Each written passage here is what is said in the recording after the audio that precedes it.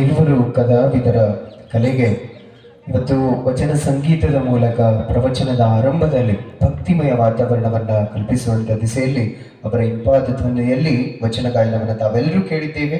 ಅಂತ ಕಲಾವಿದರಾದಂಥ ನಮ್ಮ ಸಂಗಮೇಶ್ ಪಾಟೀಲ್ ಅವರಿಗೂ ತೊಂಡೇಂದ್ರ ಕುಮಾರ್ ಅವರಿಗೂ ಬರಲಿ ಜೋರಾದ ಚಪಾಳಿ ಮೂಲಕ ಅವರಿಗೆ ಅನಂತ ಶರಣಾರ್ಥಿಗಳು. ಶರಣಬಂಧುಗಳೇ, ಇವತ್ತಿನ ಪ್ರವಚನದ ವೇದಿಕೆಗೆ ಪರಮ ಪೂಜ್ಯ ಮನ್ನಿರಂಜನಾ ಪ್ರಣವ ಸ್ವರೂಪಿ ಶಿವಾನಂದ ಮಹಾಸ್ವಾಮೀಜಿಗಳು ಸಿದ್ದೇಶ್ವರ ಮಠ ಹಂದಿಗುಂದದ ಪರಮ ಪೂಜ್ಯರ ಆಗಮನ ವೇದಿಕೆಗಾಗಿದೆ. ನಮ್ಗೆಲ್ಲರಿಗೂ ಪ್ರತಿನಿತ್ಯ ಬಸವಾದಿ ಶರಣರ ಜೊತೆಗೆ ಬಸವ ದರ್ಶನ ಈ ಪ್ರವಚನದ ಮೂಲಕ ಎಲ್ಲರ ಬದುಕಿನಲ್ಲಿಯೂ ಜ್ಞಾನದ ಜ್ಯೋತಿಯನ್ನ ಬೆಳಗಿಸ್ತಕ್ಕಂತಹ ಪರಮ ಪೂಜ್ಯರು ವೇದಿಕೆಗೆ ದಯಪಾಲಿಸಿದ್ದಾರೆ. ನಿಮ್ಮೆಲ್ಲರ ಚಪ್ಪಾಳೆ ಮೂಲಕ ಅವರಿಗೂ ಕೂಡ ಭಕ್ತಿಪೂರ್ವಕವಾಗಿ ವೇದಿಕೆಗೆ ಸ್ವಾಗತಿಸ್ತಾ ಇದೀಗ ಇವತ್ತಿನ ಪ್ರವಚನದ ಆರಂಭದಲ್ಲಿ ಎಂದಿನಂತೆ ನಮ್ಮ ಪ್ರತಿನಿತ್ಯದ ಒಬ್ಬೊಬ್ಬರು ದಾಸೋಹಿಗಳು ಇವತ್ತಿನ ಭಕ್ತಿ ದಾಸೋಹ ಪ್ರಸಾದದ ಸೇವೆಯನ್ನ ಸಲ್ಲಿಸತಕ್ಕಂತ ಶರಣ ದಂಪತಿಗಳಾದ ಸುರೇಖಾ ಗುಂಡಪ್ಪ ಬೆಲ್ಲಾಳೆ ದಂಪತಿಗಳು ವೇದಿಕೆಗೆ ಆಗಮಿಸಿ ಬಸವಗುರು ಪೂಜೆಯನ್ನ ತಾವು ನೆರವೇರಿಸಬೇಕಾಗಿ ತಮ್ಮಲ್ಲಿ ಕೇಳ್ಕೊತೇನೆ. ಇದು ಪ್ರವಚನದ ಮುಗಿದ ಬಳಿಕ ಬಂದಂಥ ಎಲ್ಲ ಸದ್ಭಕ್ತರಿಗೂ ಇಲ್ಲಿ ಜ್ಞಾನದ ದಾಸೋಹ, ಅಲ್ಲಿ ಅನ್ನದ ದಾಸೋಹ, ಪ್ರತಿನಿತ್ಯ ಒಬ್ಬರು ದಾಸೋಹಿಗಳು ಇಲ್ಲಿ ಪ್ರಸಾದದ ವ್ಯವಸ್ಥೆಯನ್ನ ಮಾಡಿಸ್ತಾ ಇದ್ದಾರೆ. ಇವತ್ತಿನ ಪ್ರಸಾದದ ವ್ಯವಸ್ಥೆಯನ್ನ ದಾಸೋಹ ಸೇವೆಯನ್ನ ಮಾಡಿರ್ತಕ್ಕಂಥ ಶರಣಜೀವಿಗಳು ಜೊತೆಗೆ ಶಿಕ್ಷಕರಾಗಿ ಸೇವೆಯನ್ನ ಸಲ್ಲಿಸ್ತಕ್ಕಂಥವರು ವೇದಿಕೆಗೆ ನಮ್ಮ ಶರಣ ದಂಪತಿಗಳಾದ ಸುರೇಖಾ ಗುಂಡಪ್ಪ ಬೆಲ್ಲಾಳೆ ಇವರು ಆಗಮಿಸಿ ವಿಶ್ವಗುರು ಬಸವಣ್ಣನವರ ಜೊತೆಗೆ ಸದ್ಗುರು ಡಾಕ್ಟರ್ ಚನ್ನಬಸವ ಪಟ್ಟದೇವರ ಭಾವಚಿತ್ರಕ್ಕೆ ಪುಷ್ಪಾರ್ಚನೆ ಮಾಲಾರ್ಪಣೆಯನ್ನು ನೆರವೇರಿಸಬೇಕಾಗಿ ವಿನಂತಿಸ್ತೇನೆ. ಓಂ ನಮಃ. ಓಂ ಶ್ರೀ ಗುರು ಬಸವಲಿಂಗಾಯ ನಮಃ. ಓಂ ಶ್ರೀ ಗುರು ಬಸವಲಿಂಗಾಯ ನಮಃ. ಜೈ ಗುರು ಬಸವೇಶ್ವರ ಮಹಾದೇವ್. ವಿಶ್ವಗುರು ಬಸವಣ್ಣನವರಿಗೆ ಅನಂತ ಶರಣಾರ್ಥಿಗಳು. ಜೊತೆಗೆ ಇವತ್ತು ಕನ್ನಡದ ಪಟ್ಟದೇವರಾಗಿ ನಡೆದಾಡುವ ದೇವರಾಗಿ ಅನೇಕರ ಬದುಕಿಗೆ ಬೆಳಗುವ ಜ್ಯೋತಿಯಾಗಿರುವ ಪರಮ ಪೂಜ್ಯ ಡಾಕ್ಟರ್ ಚನ್ನಬಸವ ಪಟ್ಟದೇವರ ಪೂಜ್ಯರ ಭಾವಚಿತ್ರಕ್ಕೂ ಇದೀಗ ಪುಷ್ಪಾರ್ಚನೆಯನ್ನ ಸಲ್ಲಿಸಿ ಪೂಜೆಯನ್ನ ನೆರವೇರಿಸ್ತಾ ಇದ್ದಾರೆ ಇವತ್ತಿನ ದಾಸೋಹಿಗಳಾದ ಸುರೇಖಾ ಗುಂಡಪ್ಪ ಬೆಲ್ಲಾಳೆ ದಂಪತಿಗಳು. ಪುಷ್ಪಾರ್ಚನೆಯನ್ನ ಇದೀಗ ನೆರವೇರಿಸಬೇಕಾಗಿ ಪೂಜೆಯನ್ನು ನೆರವೇರಿಸಬೇಕಾಗಿ ತಮ್ಮಲ್ಲಿ ವಿನಂತಿಸ್ತೇನೆ. ಜೈ ಗುರು ಬಸವೇಶ್ವರ ಮಹಾದೇವ್. ಅನಂತ ಶರಣಾರ್ಥಿಗಳು. ಎಂದಿನಂತೆ ಪರಮ ಪೂಜ್ಯ ಮನ್ನಿರಂಜನಾ ಪ್ರಣವ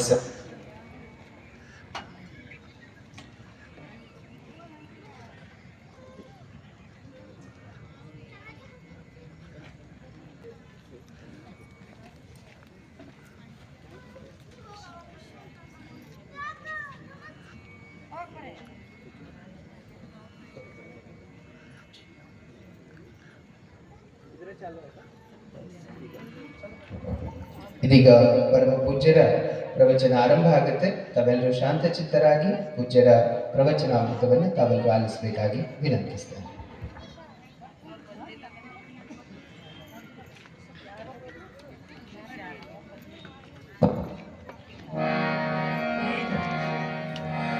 ಬಸವಂ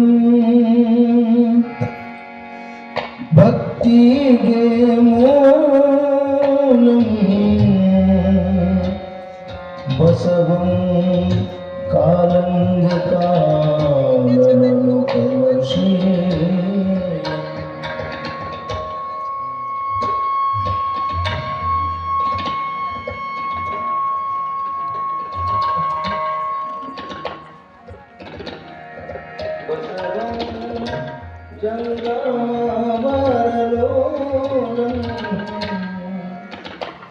ಬಸವ ರಕ್ಷಿಪುದನ್ನ ಸಂಗಮ ಬಸವ ಹಲೋ ಬಸವ ಬಸವಪ್ಪ ಬಸವೇಶ ಬಸವರಾಜ ಬಸವರಾಜ ದಿವ್ಯ ಘನ ತೇಜ ಇದೋ ನಿಮಗೆ ವಚನ ಪೂಜಾ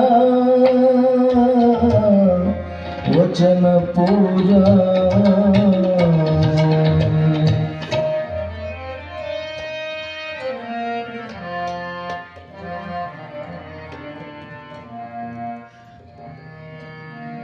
ಶ್ರೀ ಗುರು ಬಸವಲಿಂಗಾಯ ನಮಃ. ಶ್ರೀ ಗುರು ಕುಮಾರೇಶ್ವರಾಯ ನಮಃ.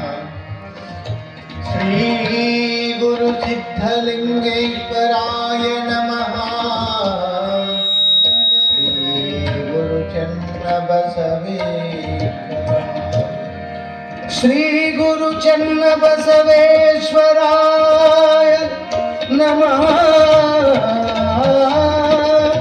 ಚನ್ನಬಸವೇಶ್ವರಾಯ ನಮಃ ನಮಃ.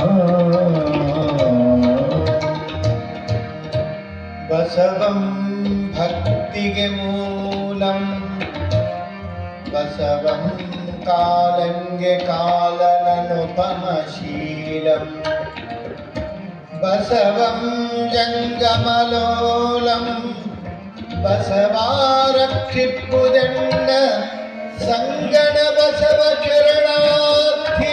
ಸಂಗಣ ಬಸವ ಶರಣಾರ್ಥಿ. ಸಂಗಣ ಬಸವ ಶರಣಾರ್ಥಿ. ಕಾಯದೋಳ್ ಗುರುಲಿಂಗ ಜಂಗಮ ಕಾಯತವನರಿಯಲ್ಕೆ ಸುಲಭೋ. ವಾಯದಿಂದಿರಿಟ್ಟು ಬಾಹ್ಯ ಸ್ಥಳಕ್ಕೆ ಗುರು ಹಾಗೆ ಗಾಯದೋರಿ ಸಮರ್ಥ ಭಕ್ತನಿ. ಕಾಯವನು ಪಾವನವ ಮಾಡಿದ ರಾಯಪೂರ್ವಾಚಾರ್ಯ ಸಂಗಣ ಬಸವ ಶರಣಾರ್ಥಿ.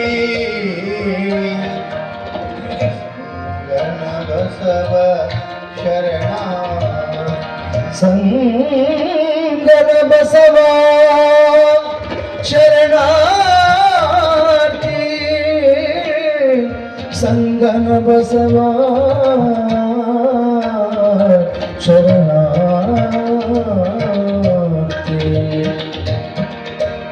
ಸಾಂಬ ಸದಾ ಶಿವ ಸಾಂಬ ಸದಾ ಶಿವ.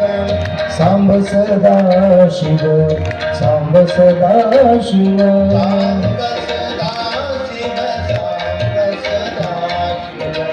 ಸಾಂಬ ಸದಾ ಶಿವ ಸಾಂಬ ಸದಾ ಶಿವ. ಸಾಂಬ ಸದಾ ಶಿವ ಸಾಂಬ ಸದಾ ಶಿವ. ಸಾಂಬ ಸದಾ ಶಿವ ಸಾಂಬ ಸದಾ ಶಿವ.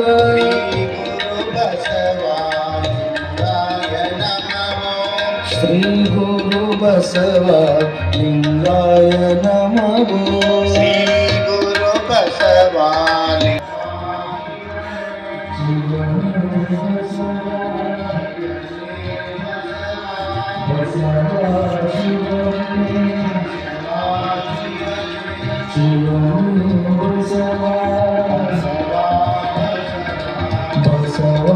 ಬಸವ ಬಸವ ಬಸವ ಬಸವ ಬಸವ.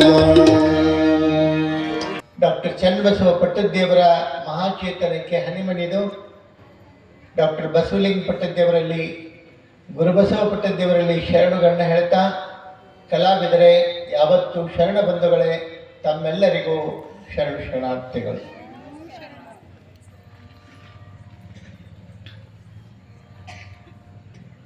ಬಸವಣ್ಣನ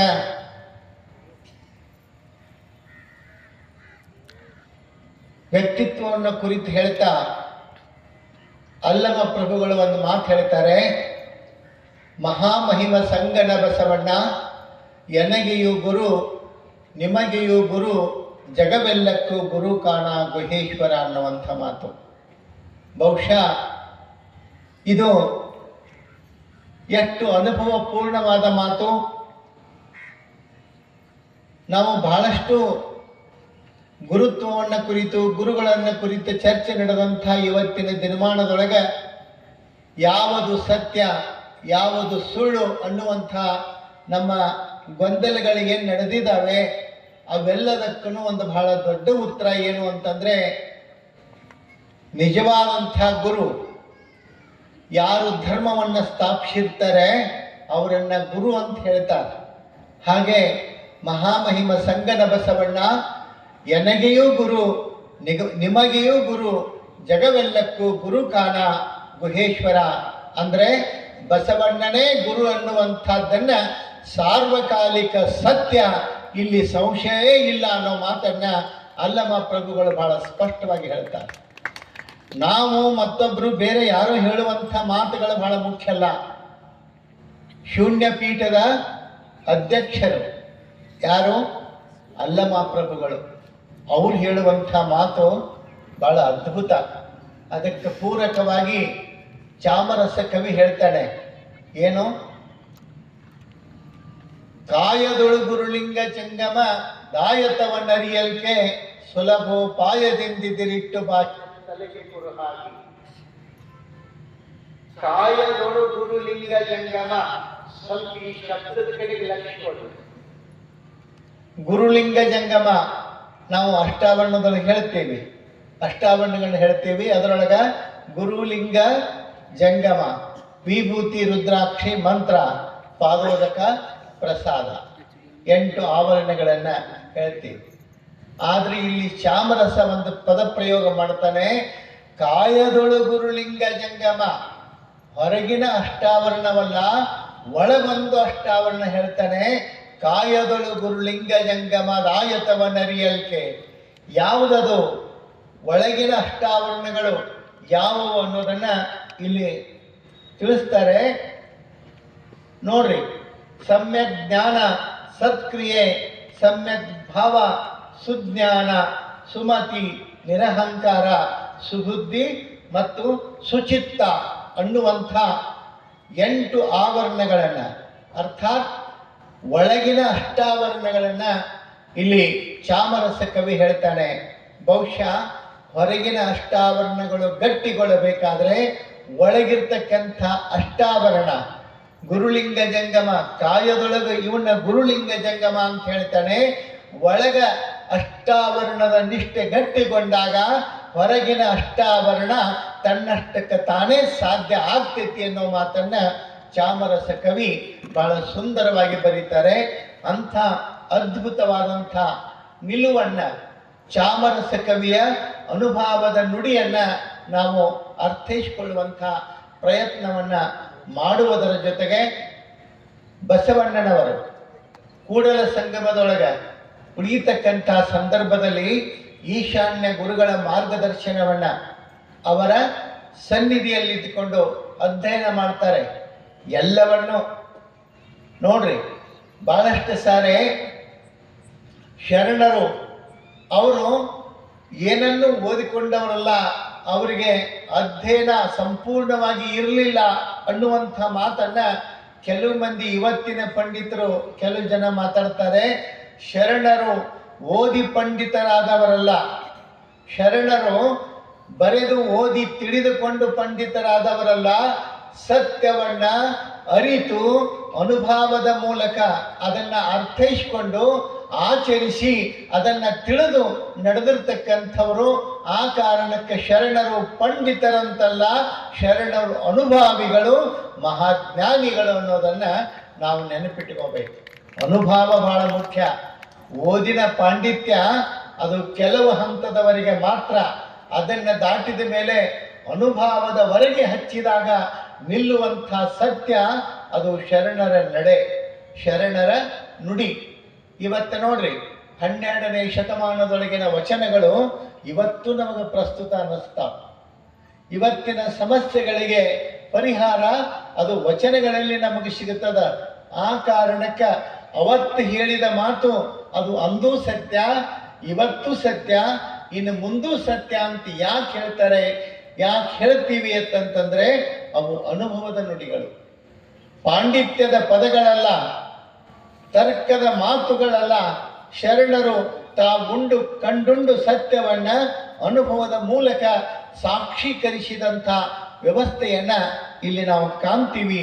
ಆ ಹಿನ್ನೆಲೆಯೊಳಗ ನೋಡ್ರಿ, ಬಸವಣ್ಣನವರ ಒಂದು ನಿಲುವು ನಡೆ ನುಡಿ ಎಷ್ಟು ಸ್ಪಷ್ಟವಾಗಿತ್ತು ಅನ್ನೋದು.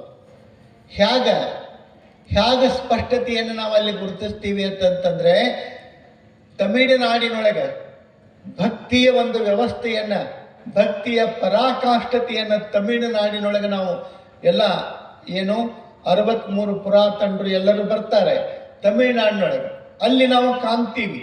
ಆ ತಮಿಳುನಾಡಿನೊಳಗೆ ಹರಿದಿರ್ತಕ್ಕಂಥ ಭಕ್ತಿಯ ಮಹಾಪೂರವನ್ನ, ಆ ನೆರೆಯನ್ನ ಕರ್ನಾಟಕದೊಳಗೆ ಆ ನೆರೆಯನ್ನ ನದಿಯಾಗಿಸಿ ತಂದು ಹರಿಸಿ ಈ ಕನ್ನಡ ನಾಡನ್ನ ಶರಣಮಯವಾಗಿ, ಶರಣ ಸಂಸ್ಕೃತಿಯ ಸ್ವರೂಪವಾಗಿ ಮಾಡಿರ್ತಕ್ಕಂಥವ್ರು ಬಸವಣ್ಣನವರು ಅನ್ನೋದು ಬಹಳ ಮುಖ್ಯ. ಭಾಳ ಮಂದಿ ಕೇಳ್ತಾರೆ, ಬಸವಣ್ಣವ್ರು ಒಬ್ಬರೇ ಮಾಡ್ರೇನ್ರಿ? ಆದ್ರೆ ನೆನ್ಪಿಟ್ಕೋಬೇಕು, ಬಸವಣ್ಣ ಆ ಸಂಸ್ಕೃತಿಯ ಮೂಲ ಆಧಾರ ಸ್ತಂಭ. ಆ ಸಂಸ್ಕೃತಿಯ ಮೂಲ ಆಧಾರನೇ ಬಸವಣ್ಣ. ಆ ಸಂಸ್ಕೃತಿಯನ್ನ ಬೆಳೆಸಿದರು. ಎಲ್ಲರೂ ಕಾಯಕವನ್ನು ಆಚರಿಸುವಂತಹದ್ದು, ಆಮೇಲೆ ಭಕ್ತಿಯೊಳಗ ನಡೆನುಡಿಯೊಳಗ ಕಟ್ಟಳೆಗಳನ್ನು ಹಾಕಿ ನಡೀತಕ್ಕಂಥದ್ದು, ಇದೆಲ್ಲವನ್ನ ಈ ಸಂಸ್ಕೃತಿಯನ್ನ ರೂಪುಗೊಳಿಸಿರ್ತಕ್ಕಂಥವರು ಬಸವಣ್ಣನವರು.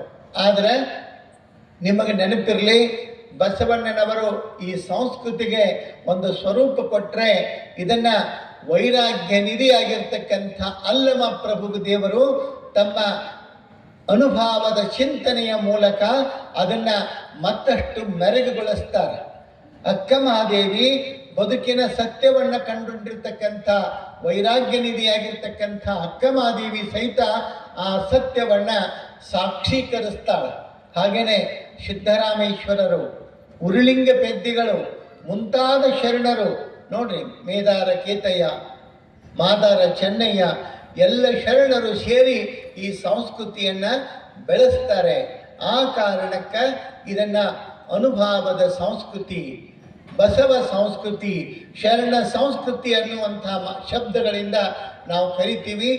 ಬಸವಣ್ಣನವರು ಇದರ ಕರ್ಣಧಾರತ್ವವನ್ನು ವಹಿಸಿದ್ರು ಅನ್ನೋ ಕಾರಣಕ್ಕೆ ಬಸವಣ್ಣನವರ ಹೆಸರಿನೊಳಗ ಈ ಸಂಸ್ಕೃತಿಯನ್ನ ಬಸವ ಸಂಸ್ಕೃತಿ ಅಂತ ಹೇಳಿದರೆ ತಪ್ಪೇನಲ್ಲ ಅನ್ನೋ ಮಾತನ್ನ ಅನುಭಾವಿಗಳು, ಪ್ರಾಜ್ಞರು ಹೇಳ್ಕೊಂಡು ಬರ್ತಾರೆ.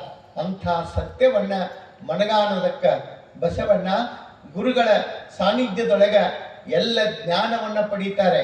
ಅವಾಗ ಒಂದು ನಿಯಮ ಇತ್ತು, ಏನು, ನಿಮ್ಮದ ಅಧ್ಯಯನ ನಡೀತಿದ್ದಂಗನೆ ಎಲ್ಲ ಕಡೆಗೂ ಪ್ರವಾಸ ಹೋಗುವಂಥದ್ದು, ದೇಶ ಪರ್ಯಟನೆ. ಕೇವಲ ಪುಸ್ತಕಗಳ ಮುಖಾಂತರ ಜ್ಞಾನ ಮಾಡ್ಕೊಳ್ತಕ್ಕಂಥದ್ದೆಲ್ಲ, ದೇಶ ಪರ್ಯಟನೆಯನ್ನು ಮಾಡಬೇಕು. ಹೆಂಗ ನೋಡ್ರಿ, ಒಬ್ಬ ಹೇಳ್ತಾನೆ, ಪುಸ್ತಕ ತೆರೆದು ತೋರಿಸುತ್ತದೆ, ಪ್ರವಾಸ ಕರೆದು ತೋರಿಸುತ್ತದೆ. ಪುಸ್ತಕ ಓದಿದ್ರೆ ನಿಮಗೆ ಏನು ಜ್ಞಾನ ಆಗ್ತತಿ, ಅಷ್ಟೇ ಜ್ಞಾನ ನೀವು ಅಡ್ಡಾಡಿ ನೋಡೋದ್ರಿಂದ, ಕ್ಷೇತ್ರಗಳನ್ನು ಸಂದರ್ಶಿಸೋದ್ರಿಂದ ನಿಮ್ಗೆ ಅದಕ್ಕಿಂತಲೂ ಹೆಚ್ಚಿನ ಜ್ಞಾನ ಆಗ್ತತಿ ಅನ್ನೋದನ್ನ ಒಬ್ಬ ಕವಿ ಹೇಳ್ತಾನೆ. ಆ ಮಾತು ಬಹಳ ಸತ್ಯ. ಹಾಗೇನೆ ಬಸವಣ್ಣನವರು ಎಲ್ಲರ ಜೊತೆಗೆ ಸೇರಿ ಆ ಭಾಗದ ಎಲ್ಲ ಧಾರ್ಮಿಕ ಕ್ಷೇತ್ರಗಳನ್ನು, ಶಿಕ್ಷಣ ಕ್ಷೇತ್ರಗಳನ್ನು ಸಂಚರಿಸಿ ನೋಡ್ತಾರೆ. ನೋಡಿ ಏನು ಬದಲಾವಣೆಗಳನ್ನು ಮಾಡಬೇಕು, ಏನು ಹೊಸತನವನ್ನು ರೂಢಿಸಿಕೊಳ್ಬೇಕು ಅನ್ನೋದ್ರ ಬಗ್ಗೆ ಚಿಂತನೆಯನ್ನ ಮಾಡಿ ಕೂಡಲ ಸಂಗಮದೊಳಗ ವಿಶಿಷ್ಟವಾಗಿರ್ತಕ್ಕಂಥ ಒಂದು ವ್ಯವಸ್ಥೆಯನ್ನ, ಅದು ಕೂಡಲ ಸಂಗಮ ಅಂದ್ರೆ ನಿಮಗೆ ಗೊತ್ತಿರಲಿ, ಅದೊಂದು ದೇವಸ್ಥಾನ ಗುಡಿ ಅಂತೇಳಿ ಅನ್ನೋ ದೃಷ್ಟಿಯಿಂದ ಅಲ್ಲ, ಅವತ್ತಿನ ಕಾಲದೊಳಗ ಶಿಕ್ಷಣ ವ್ಯವಸ್ಥೆಯನ್ನ ನೀಡುವಂಥ ಒಂದು ವಿಶ್ವವಿದ್ಯಾಲಯದ ಮಾದರಿಯೊಳಗ ಕೂಡಲ ಸಂಗಮ ಇತ್ತು ಅನ್ನೋದನ್ನ ನಾವು ಕಲ್ಪಿಸ್ಕೋಬೇಕು. ಕೂಡಲ ಸಂಗಮ ಅನುಕೂಲ ಅಲ್ಲಿ ಕೂಡಲ ಸಂಗಮನಾಥನ ದೇವಸ್ಥಾನ ಒಂದ ಅಂತಲ್ಲ, ನಿಮಗೆ ಗೊತ್ತಿರಲಿ. ಅದರ ಜೊತೆಗೆ ಅಲ್ಲಿಯೇ ಸಮೀಪದೊಳಗ ಮನುಗುಳಿ ಅಂತ ಹೇಳ್ತೀವಿ, ಅಲ್ಲಿಯೂ ಸಹಿತ ಶಿಕ್ಷಣದ ವ್ಯವಸ್ಥೆಯನ್ನ ಕಲಿಸಿಕೊಡ್ತಕ್ಕಂಥ ಒಂದು ಮುಖ್ಯ ಶಿಕ್ಷಣ ಕೇಂದ್ರಗಳು ಅಲ್ಲಿ ಇದ್ದು ಅನ್ನೋದನ್ನ ಚರಿತ್ರಕಾರ ಬರೀತಾರೆ. ಆ ಹಿನ್ನೆಲೆಯೊಳಗ ಎಲ್ಲ ಕಡೆಗೂ ಸಂಚರಿಸಿರ್ತಕ್ಕಂಥ ಬಸವಣ್ಣನವರು ಅಲ್ಲಿ ಕೂಡಲ ಸಂಗಮದ ವ್ಯವಸ್ಥೆಯೊಳಗ, ಶಿಕ್ಷಣದ ವ್ಯವಸ್ಥೆಯೊಳಗ ಏನು ಹೊಸತನ್ನ ತರಬೇಕು ಅನ್ನುವಂಥ ರೀತಿಯೊಳಗ ಅಲ್ಲಿ ರೂಢಿಸ್ತಾರೆ. ಕಪಿಲ ಷಷ್ಠಿ ಮಹೋತ್ಸವ ಅಂತ ಮಾಡ್ತಾರೆ. ಕಪಿಲ ಷಷ್ಠಿ ಮಹೋತ್ಸವ ಅಂತಂದ್ರೆ ಅಲ್ಲಿ ನೀವೇನೋ ವಿಶ್ವವಿದ್ಯಾಲಯದೊಳಗೆ ಕಾನ್ವೊಕೇಶನ್ ಅಂತ ಹೇಳ್ತೀರಿ ನೀವು, ಏನಂತ ಹೇಳ್ತೀರ ಅದಕ್ಕೆ, ಪರೀಕ್ಷೆ ಮುಗಿದ ಮೇಲೆ ಅವರಿಗೆ ಪ್ರಶಸ್ತಿಗಳನ್ನು ಕೊಟ್ಟು ಅವರನ್ನು ಗೌರವಿಸುವಂಥ ಸಮಾರಂಭಕ್ಕೆ, ಅದಕ್ಕೆ ದೀಕ್ಷಾ ಸಮಾರಂಭ ಅಂತಲೇ ಹೇಳ್ತಾರೆ. ಅಂಥ ಒಂದು ವ್ಯವಸ್ಥೆಯಲ್ಲಿ ಬಸವಣ್ಣನವರು ಒಂದು ಕಾರ್ಯಕ್ರಮವನ್ನು ವ್ಯವಸ್ಥೆ ಮಾಡ್ತಾರೆ. ಅದೆಲ್ಲದರ ಕರ್ಣಧಾರತ್ವವನ್ನು ಬಸವಣ್ಣನವರು ಪಡೀತಾರೆ. ಅಷ್ಟೊತ್ತಿಗಾಗಲೇ ಕೂಡಲ ಸಂಗಮದ ಒಂದು ಕ್ಷೇತ್ರದಲ್ಲಿ ಬಸವಣ್ಣನವರ ಹೆಸರು ಎಷ್ಟು ಬೆಳೆದಿತ್ತು ಅಂತಂದರೆ, ಎಲ್ಲ ಭಾಗದೊಳಗೂ ಸಹಿತ ಬಸವಣ್ಣನವರು ಒಳ್ಳೆ ಯುವಕ, ಅದ್ಭುತವಾದ ಚಿಂತನೆಯನ್ನು ಹೊಂದಿರತಕ್ಕಂಥವ, ಅವನಿಂದ ಏನೋ ಒಂದು ಹೊಸದು ಆಗ್ತತಿ ಅನ್ನುವಂಥ ಒಂದು ಅದ್ಭುತವಾದ ಸಂದೇಶ ಜನರ ಮನಸ್ಸಿಗೆ ಮುಟ್ಟಿತ್ತು. ಆ ಕಾರಣಕ್ಕೆ ಬಸವಣ್ಣನವರನ್ನು ನೋಡಬೇಕು, ಅವರ ವಿಚಾರಗಳನ್ನು ಕೇಳಬೇಕು ಅನ್ನುವಂಥ ಜನ ಭಾಳಷ್ಟು ಬರ್ತಾ ಇದ್ರು. ಅದೇ ಸಂದರ್ಭದೊಳಗೆ ಅಲ್ಲಿ ಕಪಿಲ ಷಷ್ಠಿ ಮಹೋತ್ಸವ ಅಂತ ಆಗ್ತದ. ಆ ಮಹೋತ್ಸವದೊಳಗೆ, ಆ ಸಂದರ್ಭದೊಳಗೆ ಬಸವಣ್ಣ ಆ ಕಾರ್ಯಕ್ರಮದೊಳಗೆ ಮುಖ್ಯ ರೂವಾರಿಯಾಗಿ ಅದ್ಭುತವಾದ ಚಿಂತನೆಗಳನ್ನು ಹಂಚಿಕೊಳ್ತಾನೆ. ಏನು ಜಾತಿ ವ್ಯವಸ್ಥೆ ಅಂದರೆ ಹೇಗಿದೆ, ಹೆಂಗೆ ಸರಿಪಡಿಸಬೇಕು, ಧರ್ಮ ಅಂದರೆ ಏನು, ಆಚರಣೆಗಳಂದ್ರೆ ಏನು, ನೈತಿಕತೆ ಅಂದರೆ ಏನು, ಪ್ರತಿಯೊಂದು ವಿಷಯವನ್ನು ಕುರಿತು ಬಸವಣ್ಣ ಅಲ್ಲಿ ವಿಷಯ ಮಂಡಿಸ್ತಾರೆ. ಎಷ್ಟು ಅದ್ಭುತವಾಗಿರ್ತದೆ ಅಂತಂದರೆ, ಯಾಕೆ ಹೊಸ ಧರ್ಮವನ್ನು ನೀಡಬೇಕಾಯಿತು, ವ್ಯವಸ್ಥೆ ಏನು ಕಷ್ಟಗಳಿದ್ದು ಯಾಕೆ ಹೊಸ ಧರ್ಮವನ್ನು ಅಲ್ಲಿ ನಾವು ತಿಳಿಸ್ಬೇಕಾಯಿತು ಜನರಿಗೆ ಅನ್ನೋದನ್ನು ಭಾಳ ಮನಮುಟ್ಟುವಂಗೆ ಹೇಳ್ತಾರೆ ಬಸವಣ್ಣ. ಅವರು ಹೇಳ್ತಕ್ಕಂಥ ಎಲ್ಲ ಮಾತುಗಳೊಳಗೆ ಹೆಣ್ಣು ಗಂಡುಗಳಲ್ಲಿ ಭೇದ ಇರಬಾರ್ದು, ಬಡವ ಶ್ರೀಮಂತ ಅನ್ನುವಂಥ ಭೇದ ಭಾವ ಇರಬಾರ್ದು, ಜಾತಿಗಳ ಭೇದ ಭಾವ ಇರಬಾರ್ದು, ಮೇಲು ಕೀಳು, ಆಮೇಲೆ ಲಿಂಗಭೇದ ಯಾವುದೂ ಇರಲಾರ್ದಂಥದ್ದು, ಇವೆಲ್ಲ ಭೇದಗಳಿರಲಾರ್ದಂಥ ಧರ್ಮವನ್ನು, ಅದು ವಿಶೇಷವಾದ ಧರ್ಮ, ಅದು ವಿಶ್ವ ಧರ್ಮ, ಅದು ಲಿಂಗಾಯತ ಧರ್ಮ ಅನ್ನೋದನ್ನು ಬಸವಣ್ಣ ಅಲ್ಲಿ ಪ್ರತಿಪಾದನೆ ಮಾಡ್ತಾರೆ. ಇಡೀ ಜನಾನೇ ಎಲ್ಲರೂ ಅದನ್ನು ಹೃತ್ಪೂರ್ವಕವಾಗಿ ಮನಮುಟ್ಟಿ ಆ ಮಾತುಗಳನ್ನು ಸ್ವಾಗತ ಮಾಡ್ತಾರೆ. ಬಸವಣ್ಣನ ಹೆಸರು ಎಲ್ಲ ಕಡೆಗೂ ಹಬ್ಬಿದ್ದು, ಆತನ ವಿಚಾರಗಳನ್ನು ಮಂಡಿಸುವ ಮೂಲಕ ಎಲ್ಲರ ಮನಸ್ಸನ್ನು ಗೆದೀತಾರೆ ಬಸವಣ್ಣವರು. ಎಷ್ಟು ಅದ್ಭುತವಾದ ಹೊಸತನಗಳಿಂದ ಕೂಡಿದಂಥ ವಿಚಾರಗಳನ್ನು ಒಪ್ಪಿಕೊಂಡು ಸ್ವೀಕರಿಸಿ ಅವುಗಳನ್ನು ಮುನ್ನಡೆಸ್ತಕ್ಕಂಥದ್ದು. ಲಿಂಗ ಅಂದರೆ ಏನು, ಆ ಲಿಂಗದ ಪೂಜೆಯನ್ನು ಮಾಡ್ತಕ್ಕಂಥದ್ದು ಹೆಂಗೆ, ಲಿಂಗದ ಸ್ವರೂಪ ಏನು, ಲಿಂಗ ಪೂಜೆಯನ್ನು ಕಡ್ಡಾಯವಾಗಿ ಮಾಡ್ತಾರೆ. ಯಾಕೆ ಲಿಂಗ ಪೂಜೆ ಅಂತಂದರೆ, ಅದು ಮನಃಶಾಂತಿಗೆ, ಆತ್ಮದ ಸಂತೃಪ್ತಿಗೆ ಯಾವುದು ಪೂಜೆ ಅನಿಸ್ಕೊಳ್ತದೆ, ಪ್ರೀತಿ ತುಂಬಿ ಪೂಜೆಯನ್ನು ಮಾಡುವಂಥದ್ದು. ಪ್ರೀತಿ ಇಲ್ಲದ ಪೂಜೆ ಶುಷ್ಕ ಅನಿಸ್ಕೊಳ್ತದೆ. ಯಾವ ಪೂಜೆಯೊಳಗೆ ಪ್ರೀತಿ ಇಲ್ಲ, ಯಾವ ಪೂಜೆಯೊಳಗೆ ಅಲ್ಲಿ ದೇವರ ಜೊತೆಗೆ ತಾಧ್ಯಾತ್ಮ ಸಂಬಂಧವನ್ನು ಸಾಧಿಸೋದಕ್ಕಾಗೋದಿಲ್ಲ, ಅಂಥ ಪೂಜೆಯನ್ನು ಪೂಜೆ ಅಂತ ಹೇಳೋಕ್ಕಾಗೋದಿಲ್ಲ. ನೋಡ್ರಿ, ರಾವಣ ಪೂಜೆಯನ್ನು ಮಾಡಿದ, ಆದರೆ ಆತನ ಪೂಜೆಯೊಳಗ ಸಮರ್ಪಣಾ ಭಾವ ಇರಲಿಲ್ಲ. ಏನಿತ್ತು? ಅಹಂಕಾರ ಇತ್ತು. ನಾನು ಮಾಡಬಲ್ಲೆ, ನಾನು ಶಿವಭಕ್ತ, ಈ ಅಹಂಕಾರ ತುಂಬಿತ್ತು. ಇಂಥದ್ದನ್ನು ಪೂಜೆ ಅಂತ ಹೇಳೋದಿಲ್ಲ. ಶರಣರು ಭಾಳ ಚಂದ ಹೇಳ್ತಾರೆ, ಯಾವುದು ಪೂಜೆ? ಒಲವು ತುಂಬಿದ ಪೂಜೆ. ಆ ಒಲವೇ ಇರಲಿಲ್ಲ ಅಂದರೆ ಆ ಪೂಜೆಗೆ ಏನು ಅರ್ಥ? ಒಲವಿಲ್ಲದ ಪೂಜೆ, ನೇಹವಿಲ್ಲದ ಮಾಟ, ಆ ಪೂಜೆಯ ಮಾಟ. ಚಿತ್ರದ ರೂಗು ಕಾಣಿರನ್ನ, ಒಲವಿಲ್ಲದ ಪೂಜೆ, ಒಲವಿಲ್ಲದ ಪೂಜೆ, ನೇಹವಿಲ್ಲದ ಮಾಟ.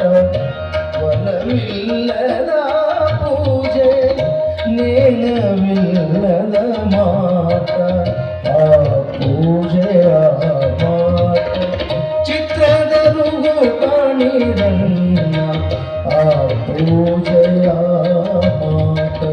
ಚಿತ್ರದ ಕಪ್ಪು ಕಾಣಿರನ್ನ, ಒಲವಿಲ್ಲದ ಪೂಜೆ, ಒಲವಿಲ್ಲದ ಪೂಜೆ, ನೇಹವಿಲ್ಲದ ಮಾಟ, ಆ ಪೂಜೆಯ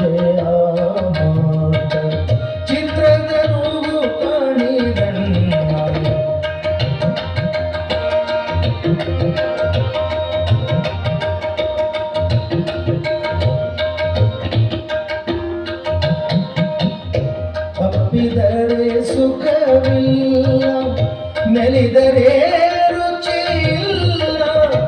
ಅಪ್ಪಿದರೆ ಸುಖವಿಲ್ಲ, ಅಪ್ಪಿದರೆ ಸುಖವಿಲ್ಲ, ಮೆಲಿದರೆ ರುಚಿಯಿಲ್ಲ. ಅಳಿಮನದವನ ಭಕ್ತಿ ನಿಜವಲ್ಲದವನ ಭಕ್ತಿ. ಕೂಡಲ ಸಂಗಮ ದೇವ, ಕೂಡಲ ಸಂಗಮ ದೇವ. ಒಲವಿಲ್ಲದ ಪೂಜೆ, ನೇಹವಿಲ್ಲದ ಮಾಟ. ಒಲವಿಲ್ಲದ ಪೂಜೆ, ನೇಹವಿಲ್ಲದ ಮಾಟ. ಆ ಪೂಜೆಯ ಮಾಟ ಚಿತ್ರದ ರುಗು ಕಾಣಿರಣ್ಣ. ಆ ಪೂಜೆಯ ಮಾಟ ಚಿತ್ರದ ಕಪ್ಪು ಕಾಣಿರಣ್ಣ. ಒಲವಿಲ್ಲದ ಪೂಜೆ, ಅಪ್ಪಿದರೆ ಸುಖವಿಲ್ಲ, ಮೆಲಿದರೆ ರುಚಿಯಿಲ್ಲ. ಅಳಿಮನದವನ ಭಕ್ತಿ, ಅಳಿಮನದವನ ಭಕ್ತಿ, ಅಳಿಮನದವನ ಭಕ್ತಿ. ಕೂಡಲ ಸಂಗಮ ದೇವ, ಕೂಡಲ ಸಂಗಮ ದೇವ. ಒಲವಿಲ್ಲದ ಪೂಜೆ, ಒಲವಿಲ್ಲದ ಪೂಜೆ, ಒಲವಿಲ್ಲದ ಪೂಜೆ.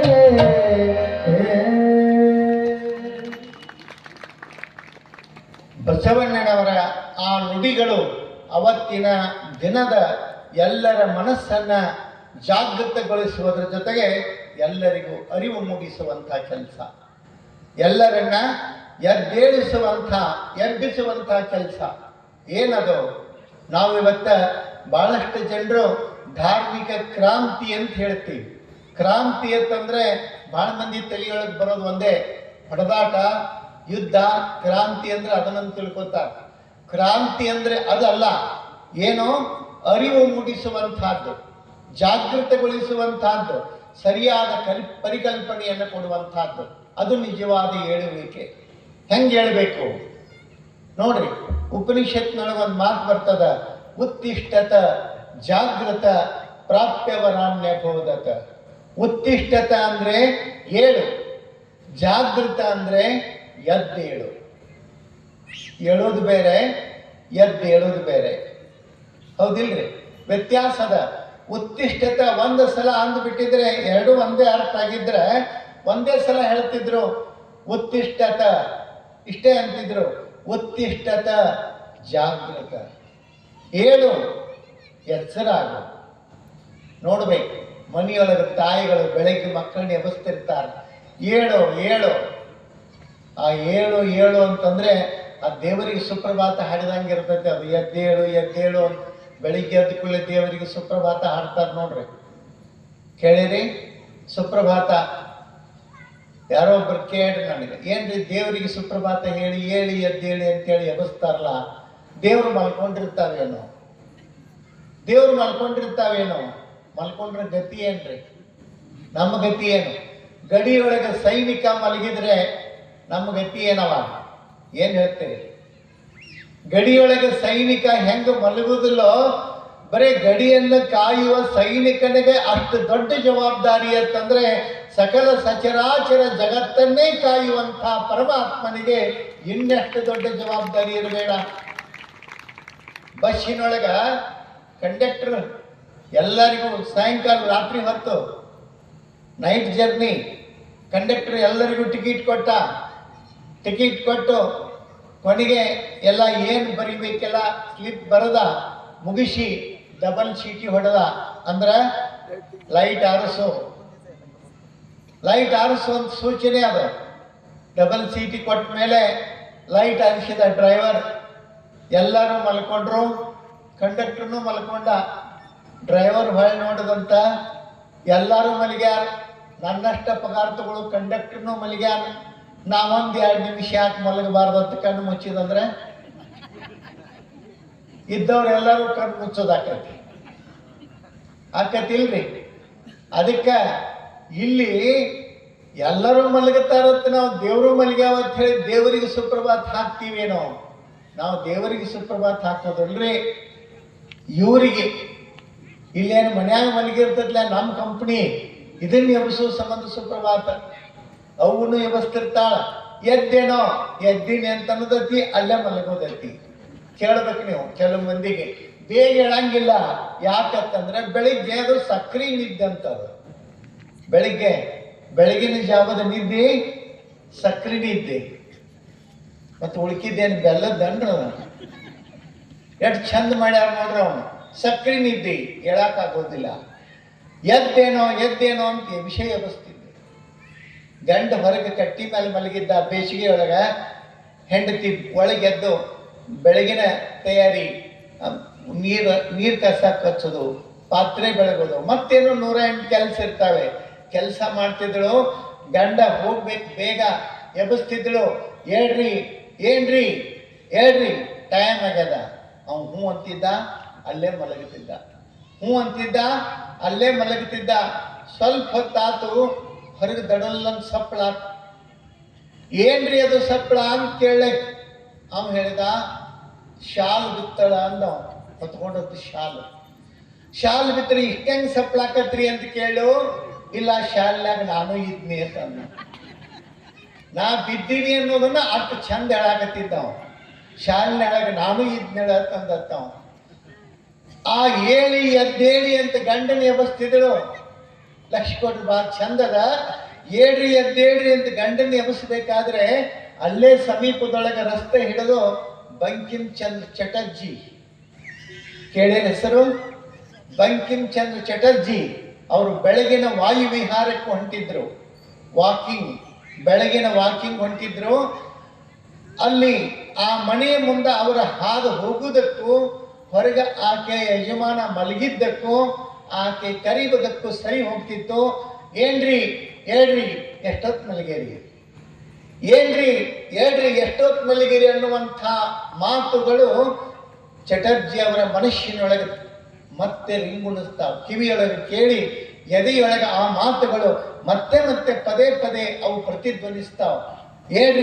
ಎದ್ದೇಳ್ರಿ ಎಷ್ಟೊತ್ತು ಮಲಗೇರಿ. ಈ ಮಾತುಗಳು, ಈ ಸಾಲುಗಳನ್ನ ಒಂದು 3-4 ಸಲ ಚಟರ್ಜಿ ಅವರು ಹೇಳಿಕೊಂಡ್ರು. 5ನೇ ಸಲಕ್ಕೆ ಅವರ ಮನುಷ್ಯರೊಳಗೆ ಅರಿವು ಮೂಡಿತ್ತು. ಏನಂತ? ಹೌದಲ್ಲ, ಆ ಹೆಣ್ಮಗಳು ಹೇಳೋದು ಸತ್ಯ ಅದ. ಏನ್ ಹೇಳ್ತಾಳೆ? ಎದ್ದೇಳ್ರಿ ಎಷ್ಟೊತ್ತು ಮಲಗಿರಿ. ಇದು ಕೇವಲ ಆಕೆಯ ಪತಿಯನ್ನ ಎಬ್ಬಿಸುವಂಥ ಧ್ವನಿಯಲ್ಲ, ಅದರ ಹಿಂದೊಂದು ಸತ್ಯ ಅದ. ನಾನು ಹೇಳಬೇಕಲ್ಲ ಅಂತಂದ್ರ ಅವ್ರ. ಮತ್ತೆ ಹೇಳಾರ್ದ ಬಂದಿದ್ರೇನ್ರಿ ಅವರಲ್ಲಿ? ಹೇಳಾರ್ದ ಬಂದಿದ್ರೇನು? ನಾನು ಹೇಳಬೇಕಲ್ಲ. ಎಷ್ಟು ವಿಚಿತ್ರಲ್ಲ. ಈಗ ಬೆಳಿಗ್ಗೆ ನೋಡ್ರಿ, ಯಾರು ಭೇಟಿ ಆದ ಕೂಡಲೇ ಈಗೆಲ್ಲ ಒಂದು ಸ್ವಲ್ಪ ಇದಾಗ್ಯಾವ. ಬೆಳಿಗ್ಗೆ ಎದ್ದು ಭೇಟಿ ಆಗೋದು ಮಾಡೋದು ಭಾಳ ತಪ್ಪ್ಯಾವ. ಹಳ್ಳಿಯೊಳಗೆ ನೋಡ್ರಿ ನೀವು, ಬೆಳಿಗ್ಗೆ ಎದ್ದು ಭೇಟಿ ಆದ ಕೂಡಲೇ ನಮಸ್ಕಾರ ರೀ, ಎದ್ರೇನ್ರಿ ಅಂತ ಹೇಳಿ ಮಾತುಕತೆ ಶುರು ಮಾಡೋ ಪದ್ಧತಿ. ಎದ್ರೇನ್ರಿ, ನಮಸ್ಕಾರ ರೀ ಅಂತಂತಾರ. ನಮಸ್ಕಾರ ರೀ, ಎದ್ದೀವ್ರಿ, ನೀವ್ರಿ? ನಾವು ಎದ್ದೀವ್ರಿ. ಮತ್ತೆ ಎದ್ದಲ್ಲೇನ ಅಲ್ಲಿ ಬಂದಿರ್ತಾರ ಅವರಿಬ್ರು. ಎದ್ದಿದ್ದಿಲ್ಲ ಅಂದ್ರೆ ಅವ್ರನ್ನ ಎಬ್ಸಾಕಿ ಎಲ್ಲಾರು ಹೋಗೋದಾಕತಿ. ಅವ್ರು ಎದ್ದಲ್ಲೇನ ಅಲ್ಲಿ ಬಂದಿರ್ತಾರ. ಇರ್ಲಿಲ್ಲ ಅಂದ್ರೆ ಅವ್ರನ್ನ ಕೇಳೋದು ಹಂಗೆ ಯಾಕೆ ಕೇಳ್ತಾರ? ಎದ್ರಿಡ್ರಿ, ಏನ್ರಿ, ನಮಸ್ಕಾರ ರೀ, ಎದ್ರೇನ್ರಿ? ಎದ್ದೀವ್ರಿ, ನೀವ್ರಿ? ನಾವು ಎದ್ದೀವಿ. ಅಂದ್ರ ನಿನ್ನೆ ರಾತ್ರಿ ಮಲಗಿದಾಗ ಸತ್ತಿದ್ದೀವಿ, ಇವತ್ತು ಬೆಳಗ್ಗೆ ಮತ್ತೆ ಹುಟ್ಟಿದೀವಿ ಅಂತ ಹೇಳಿದಂಗ. ಎದ್ರೇನ್ರಿ ಇದ್ರ ಅರ್ಥ? ನಿನ್ನೆ ಸತ್ತಿದ್ರಿ, ಇವತ್ತು ಹೊಳ್ಳಿ ಹುಟ್ಟ್ರೇನ್ರಿ ಅಂತ ಕೇಳಿದಂಗ. ಅದನ್ನ ಆ ರೀತಿಯೊಳಗೆ ಕೇಳುವಂತಹದ್ದು. ನೋಡ್ರಿ, ಬೇಂದ್ರೆ ಅವ್ರು ಎಷ್ಟು ಚಂದ ಹೇಳ್ತಾರ, ನಿದ್ದೆಗೊಮ್ಮೆ ನಿತ್ಯ ಮರಣ, ಮತ್ತೆ ಎದ್ದರೆ ಜೀವನ. ಅಲ್ಲ, ನಿದ್ದೆಗೊಮ್ಮೆ ನಿತ್ಯ ಮರಣ. ನಾವು ಮಲ್ಕೊಂಡಿವಿ ಅಂದ್ರೆ ನಾವು ಸತ್ತಂಗನ ರೀ. ಏನ್ ಗೊತ್ತಿರ್ತದೆ ಹೇಳ್ರಿ? ಮಲಗಿದಾಗ ಏನ್ ಗೊತ್ತಿರ್ತದೆ ನಮ್ಗೆ? ಏನ್ ಗೊತ್ತಿರ್ತದೆ? ಏನೂ ಗೊತ್ತಿರೋದಿಲ್ಲ. ನಾವು ಇರ್ತೀವಿ ಎಲ್ಲ ಸರಿ, ಮನೆ ಒಳಗೆ ಯಾವ ಬಂದ ಅನ್ನೋದು ಗೊತ್ತಾಗೋದಿಲ್ಲ, ಎಲ್ಲಿ ಕೀಲಿ ಕೈ ತಗೊಂಡ ಅನ್ನೋದು ಗೊತ್ತಾಗೋದಿಲ್ಲ, ಹೆಂಗೆ ಟ್ರೆಜರಿ ಬಾಗಲ ತೆಗೆದು ಒಯ್ದ ಅನ್ನೋದು ಗೊತ್ತಾಗೋದಿಲ್ಲ. ಕೇಳ್ಬೇಕು ನೀವು, ಮರ್ದೂಸ್ ಹೇಳ್ತಾನ, ಮಕ್ಕೊಂಡೇನ್ರಿ? ಎಲ್ಲರೂ ಅದಾರ, ಬಾಗಲ ಹಾಕೈತಿ, ತೆಗೆದೊಡ್ಡ ಬಾಗಲ ಹಂಗ ತೆಗೆದೈತಿ. ನಾನು ಎತ್ತರ ಅದಿನ ಖರೆ ಅವೇನು ಎತ್ತರದಿಂದ ಹೆಂಗೆ ಗೊತ್ತಾಗಲ್ರಿ? ಎತ್ತರ ಇರೋದಿಲ್ಲ, ಹಂಗ ಅವ ಭಾವನಾ ಮಾಡ್ಕೊಂಡಿರ್ತಾನೆ. ಹೆಂಗಾತೋ ಗೊತ್ತಾಗ್ಲಿಲ್ಲ. ಅದರ ಅರ್ಥ ಮಲಗಿದಾಗ ನಮಗೇನೂ ತಿಳಿಯೋದಿಲ್ಲ, ಏನೂ ಗೊತ್ತಿರುವುದಿಲ್ಲ. ನಿದ್ದೆಗೊಮ್ಮೆ ನಿತ್ಯ ಮರಣ, ಮತ್ತೆ ಎದ್ದರೆ ಜೀವನ. ಎಷ್ಟು ಚಂದದ ನೋಡ್ರಿ ಈ ಸಾಲು. ಲಕ್ಷ್ಯ ಕೊಡ್ರಿ. ನಿದ್ದೆಗೊಮ್ಮೆ ನಿತ್ಯ ಮರಣ, ನಿತ್ಯವೂ ಸಾಯ್ತೀವಿ ನಾವು, ಮತ್ತೆ ಎದ್ದರೆ ಜೀವನ. ಬೆಳಿಗ್ಗೆ ನಿನ್ ರಾತ್ರಿ ನಮ್ ಕೂಡ ಮಾತಾಡ್ಯಾನ್ರಿ, ಪಾನ್ ತಿಂದಾನ, ಎಲ್ಲ ಸುದ್ದಿ ಮಾತಾಡೀವಿ.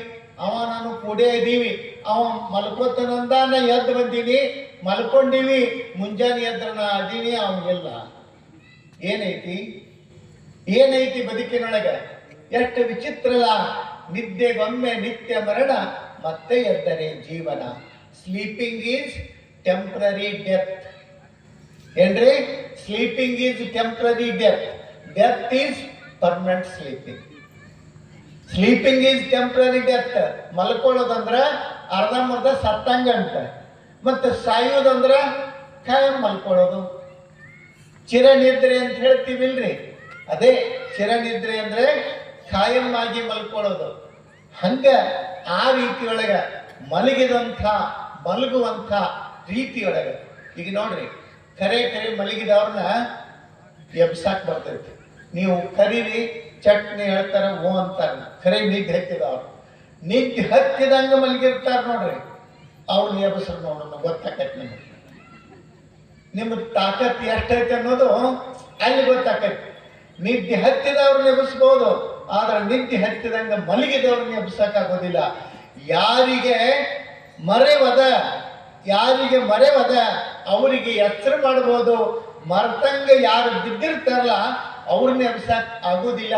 ಅದಕ್ಕೆ ಕುವೆಂಪು ಹೇಳ್ತಾರೆ, ಸತ್ತಂತಿಹರನು ಬಡಿದೆಚ್ಚರಿಸು, ಕಚ್ಚಾಡುವರನು ಒಟ್ಟಿಗೆ ಇರಿಸು, ಹೊಟ್ಟೆಯ ಕಿಚ್ಚಿಗೆ ಕಣ್ಣೀರ್ ಸುರಿಸು, ಬಾರಿಸು ಕನ್ನಡ ಡಿಂಡಿಮವ, ಓ ಕರ್ನಾಟಕ ಹೃದಯ ಶಿವ. ಸತ್ತಂತಿಹರನು ಬಡಿದೆಚ್ಚರಿಸು. ಈ ಸತ್ತಂಗೇನು ಮಂದಿ ಐತಿ, ಅವ್ನು ಹೇಳ್ತಾನೆ, ಇದ್ರ ಎಬ್ಸೋದು ನನ್ನ ಕಡೆ ಆಗೋದಿಲ್ಲ. ಸುಮ್ಮನೆ ಏನು ಡಂಕ್ ಬಿಡೋದು ಮಲ್ಕೋತಾರ, ಇಂಥವ್ರನ್ನ ಎಬ್ಸಾಕ ನನ್ನ ಕಡೆಗೆ ಆಗುದಿಲ್ಲ. ಉಳಿದ ಜಗತ್ತನ್ನೇ ನಾನು ಎಬ್ಬಿಸ್ತೀನಿ, ಆದ್ರೆ ಇಂಥವ್ರನ್ನ ನೀನೇ ಎಬ್ಬಿಸಬೇಕು ಅಂತಾರ. ಆದ್ರೆ ಯಾರು ಸತ್ತಂತ ಇದ್ರು, ಯಾರು ಇದ್ದು ಸತ್ತಂಗ ಬದುಕಾಗಿದ್ರು, ಯಾರು ತಮ್ಮ ಜೀವನದೊಳಗೆ ಎದ್ದೇಳಕ್ಕೆ ಆಗ್ತಿರ್ಲಿಲ್ಲ, ಅವರನ್ನು ಎಚ್ಚರಗೊಳಿಸಿದಂತ ಮಹಾ ಚೈತನ್ಯ ಯಾವುದು ಅಂತಂದ್ರೆ ಅದು ವಿಶ್ವಗುರು ಬಸವಣ್ಣ ತನ್ನ ಅನುಭವದ ನುಡಿಗಳ ಮೂಲಕ, ವಚನಗಳ ಮೂಲಕ. ಎಷ್ಟು ಚಂದಲ್ಲ, ಅಂಥ ಅದ್ಭುತವಾದಂಥದ್ದು ಆ ಎಚ್ಚರಿಕೆ, ಆ ಜಾಗೃತಿ, ಆ ತಿಳುವಳಿಕೆ, ಅವೇರ್ನೆಸ್ ಅಂತ ಹೇಳ್ತೀವಿ ನಾವು. ಅಂಥ ಅವೇರ್ನೆಸ್, ಅದನ್ನು ಮೂಡಿಸುವಂಥ ಕೆಲಸ ಬಹಳ ಅದ್ಭುತವಾಗಿರ್ತದೆ. ಒಮ್ಮೆ ಗುರುಗೋವಿಂದ ಭಟ್ರು ಶರೀಫನಿಗೆ ಹೇಳಿದ್ರ, ಶರೀಫ ಗೋವಿಂದ ಭಟ್ರಿಗೊಮ್ಮೆ ಹೇಳ್ತಾನೆ, ಹುಡುಗರನ್ನ ಸುಮ್ ಕೂಡಿಸ್ರಿ. ಗೋವಿಂದ ಭಟ್ರು ಶರೀಫನಿಗೆ ಹೇಳಿದ್ರಂತ, ಏನಂತ? ಶರೀಫ, ನೀ ಏನು ಕೇಳ್ತಿದ್ದೆಲ್ಲ ಅದನ್ನು ಮಾಡೋನು ಅಂದ್ರು. ಶರೀಫ ಒಂದು ಬಂದು ಕೇಳಿದಂತ, ಯಪ್ಪ ನನಗೆಲ್ಲರೂ ಸಾಬ್ಯಾ ಅನ್ನಕತ್ತಾರ, ಸಾಬ ಅನ್ನಕತ್ತಾರ, ನನಗೆ ನೋವು ಅನ್ಸಾಕತ್ತದ, ಅನ್ಲಿ ಬಿಡು ಅಂದ್ರೆ ಅವರು. ಅನ್ಲಿ ಬಿಡು, ಅನ್ಲಂದ್ರೆ ಹೆಂಗ? ನನ್ನ ಮನ್ಸಿಗೆ ನೋವು ಆಕತಿ, ಸಾಬ ಅಂತ ಯಾಕೆ ಅನ್ಬೇಕು? ಆ ಸಾಬ ಅನ್ನುವಲ್ಲಿ ಒಂದು ಪೂಜೆ ಇಡುತ್ತೇನೆ ಅಂತಂದ್ರ, ಸಾಬ ಅನ್ನೋ 2 ಅಕ್ಷರದ ನಡುವ ಒಂದು ಪೂಜೆ ಇಟ್ರ ಏನಾಗ್ತದ? ಸಾಂಬ. ನೀನು ಸಾಬ ಅಲ್ಲ, ಸಂಸ್ಕಾರದ ಪೂಜೆಯನ್ನಿಡೋ ಮೂಲಕ ನಿನ್ನನ್ನ ಸಾಂಬನನ್ನಾಗಿ ಮಾಡ್ತೀನಿ, ನೀ ಯಾಕೆ ಕಾಳಜಿ ಮಾಡ್ತೀವಿ ಬಿಡು ಅಂತ ಹೇಳಿದ್ರ. ಶರೀಫ್ ಅಂದ, ಯಾವಾಗ? ನಾ ಹೇಳ್ತೀನಿ ತಗೋ. ಒಂದು ದಿವಸ ಗೋವಿಂದ ಭಟ್ರು ಹೇಳೋದು, ಶರೀಫ ನಿನಗೆ ನಾಳೆ ದೀಕ್ಷೆ ಕೊಡ್ತೇನೆ, ಮಡಿಯಾಗಿ ಬಾ. ನಿನಗೆ ನಾಳೆ ದೀಕ್ಷಾ ಕೊಡ್ತೀನಿ, ಮಡಿಯಾಗಿ ಬಾ. ಏನದು ಮಡಿ? ಆಯ್ತು ಅಂದ ಶರೀಫ. ಮರುದಿವಸ ಗುರುಗಳು ಹೇಳಿದ್ರಲ್ಲ ಆ ಪ್ರಕಾರ ಹೋಗಿ ಬಾವಿಯೊಳಗೆ ಹೋಗಿ ಸ್ನಾನ ಮಾಡಿ ಬರೋದಕ್ಕಂತ ಹೇಳಿ ಹೋಗ್ತಾರೆ. ಸ್ನಾನಕ್ಕೆ ಹೋದಂಥ ಸಂದರ್ಭದೊಳಗೆ ಬಾವಿಯಲ್ಲಿ ಏನಾಗ್ತದ, ಆ ಊರಿನ ಮಹಿಳೆಯೊಬ್ಬಳು ನೀರು ತುಂಬಾಕ್ ಬಂದಿರ್ತಾಳೆ. ಕೊಡ ತಗೊಂಡು ಇಳಿದು ತುಂಬು ಬಾವಿ ಅದು. ಕೊಡ ತಗೊಂಡು ಬಂದಿರ್ತಾಳೆ ನೀರು ತುಂಬಾಕ್. ನೀರು ತುಂಬೋದಕ್ಕೆ ಬಂದಂಥ ಸಂದರ್ಭದೊಳಗೆ ಶರೀಫನಿಗೆ ಹೇಳ್ತಾಳೆ, ಕೊಡ ವಜ್ಜಿ ಆಗ್ಯದ, ಸ್ವಲ್ಪ ನೀರು ನನಗೆ ಹೊರಿಸ್ಬೇಕು ಕೊಡ. ಆಯ್ತಂದು ಶರೀಫ ಆ ಹೆಣ್ಮಗಳಿಗೆ ಕೊಡ ಹೊರಿಸು ಸಂಬಂಧ ಕೊಡ ಎತ್ತಿ ಆಕೆಯ ತಲೆ ಮೇಲೆ ಇಡೋದಕ್ಕಂತ ಹೇಳಿ ಎತ್ತಿ ಇಡ್ತಾನೆ. ಇಟ್ಟು ಆ ಕೊಡ ಎತ್ತಿ ಇಡುವುದರೊಳಗ ಶರೀಫನ ಮನಸ್ಸಿನೊಳಗೆ ಸ್ವಲ್ಪ ಭಾವನೆಗಳಲ್ಲಿ ವ್ಯತ್ಯಾಸ ಆಗ್ತದ. ಹೆಣ್ಣನ್ನ ನೋಡುವಂಥ ದೃಷ್ಟಿ ಫರಕಾಗ್ತದ. ಆದ ಕೂಡಲೇ ಮನಸ್ಸಿಗೆ ಸ್ವಲ್ಪ ಕಸನಿಸಿ ನಿಂತ ಆ ಹೆಣ್ಮಗಳು ಹೋದಳು. ಆ ಹೆಣ್ಮಗಳು ಮೆಟ್ಟಲಿಗಳನ್ನು ಹತ್ತಿ ಹೋಗ್ತಾಳ. ಹೋಗುತ್ತಿದ್ದಂಗನೆ ಆಕಿ ಹಿಂದಿಂದನ ಶರೀಫನ ನೋಟ ಆಕಿ ಹಿಂದಿಂದನ ಹೋಯಿತು. ಆ ಹೆಣ್ಣು ಮಗಳ ಮೇಲೆ ಮೋಹ ಆಯಿತು. ಅವಾಗ ಶರೀಫ ಅಂದ, ನಾನಿಲ್ಲಿ ಬಂದದ್ದು ಎದಕ್ಕೆ ಬಂದೀನಿ? ಮಡಿಯಾಗಿ ಬಾ ಅಂದ್ರು. ಬಾವಿಗೆ ಸ್ನಾನ ಮಾಡಿ ಹೋಗ್ಬೇಕು ಅಂತ ಹೇಳಿ ಮಡಿ ಆಗೋದಕ್ಕೆ ಬಂದು ನಾನೇನಾದ್ನಿ? ದೈಹಿಕವಾಗಿಲ್ಲಂದ್ರೂ ಮಾನಸಿಕವಾಗಿ ನಾನೇನಾದ್ನಿ? ತನ್ನನ್ನು ತಾನು ಪ್ರಶ್ನೆ ಮಾಡ್ಕೋತಾನೆ. ಹೌದಲ್ಲ, ಇದು ನಮ್ಮ ಗುರುಗಳು ಹೇಳಿದ್ದು ಅರ್ಥ ಆಯ್ತು. ಏನು? ಮಡಿಯಾಗಿ ಬಾ ಅಂತ ಹೇಳಿದ್ರಲ್ಲ, ಮಡಿ ಆಗ್ಬೇಕು. ಹೆಂಗ ಮಡಿ ಆಗೋದು? ಜಳಕ ಮಾಡಿ ಮಡಿ ಆಗೋದಲ್ಲ, ಮಡಿ ಬಟ್ಟೆಯನ್ನು ಮುಟ್ಟು ಮಡಿ ಆಗೋದಲ್ಲ. ಯಾವುದು ಮಡಿ ಅಂತಂದ್ರೆ, ಗುಡ್ಡದ ಮಹಂತಪ್ಪ ಒಂದ್ ಕಡೆ ಹೇಳ್ತಾನೆ, ನೀರಲ್ಲದೆ ಜಳಕ ಮಾಡಿರಬೇಕು, ತಂಬಾಕಿಲ್ಲದೆ ಬತ್ತಿ ಸೇದಿರಬೇಕು. ಹೌದಪ್ಪ ಹೌದು, ನೀನೇ ದೇವರ, ನಿಂದ ನೀ ತಿಳಿದರ ಇಲ್ಲಪ್ಪ ದೂರ. ಎಷ್ಟು ಚಂದ ಹೇಳ್ತಾನೆ ನೋಡಿ. ನೀರಿಲ್ಲದೆ ಜಳಕ ಮಾಡಬೇಕು.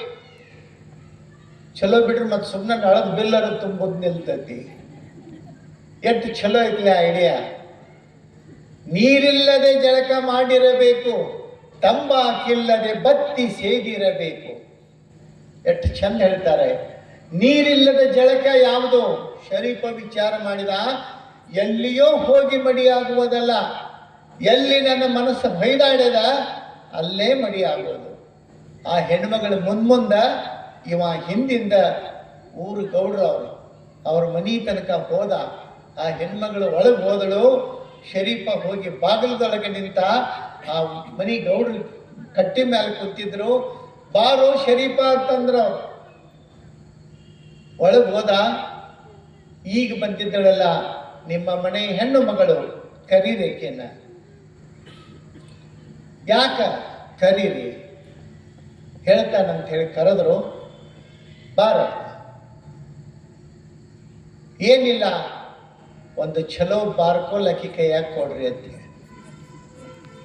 ಬಾರ್ಕೋಲು ಕೈಯಾಗ ಕೊಡ್ರಿ. ಯಾಕ?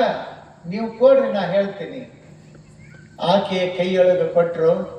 ಅವಾಗ ಶರೀಫ ಹೇಳ್ತಾನೆ, ನೋಡವ, ನಿನ್ನ ಮೈಯೊಳಗೆ ಎಷ್ಟು ತಾಕತ್ತದ, ಎಲ್ಲ ತಾಕತ್ತನ್ನು ಹಾಕಿ ನನಗೆ ಹೊಡಿಬೇಕು.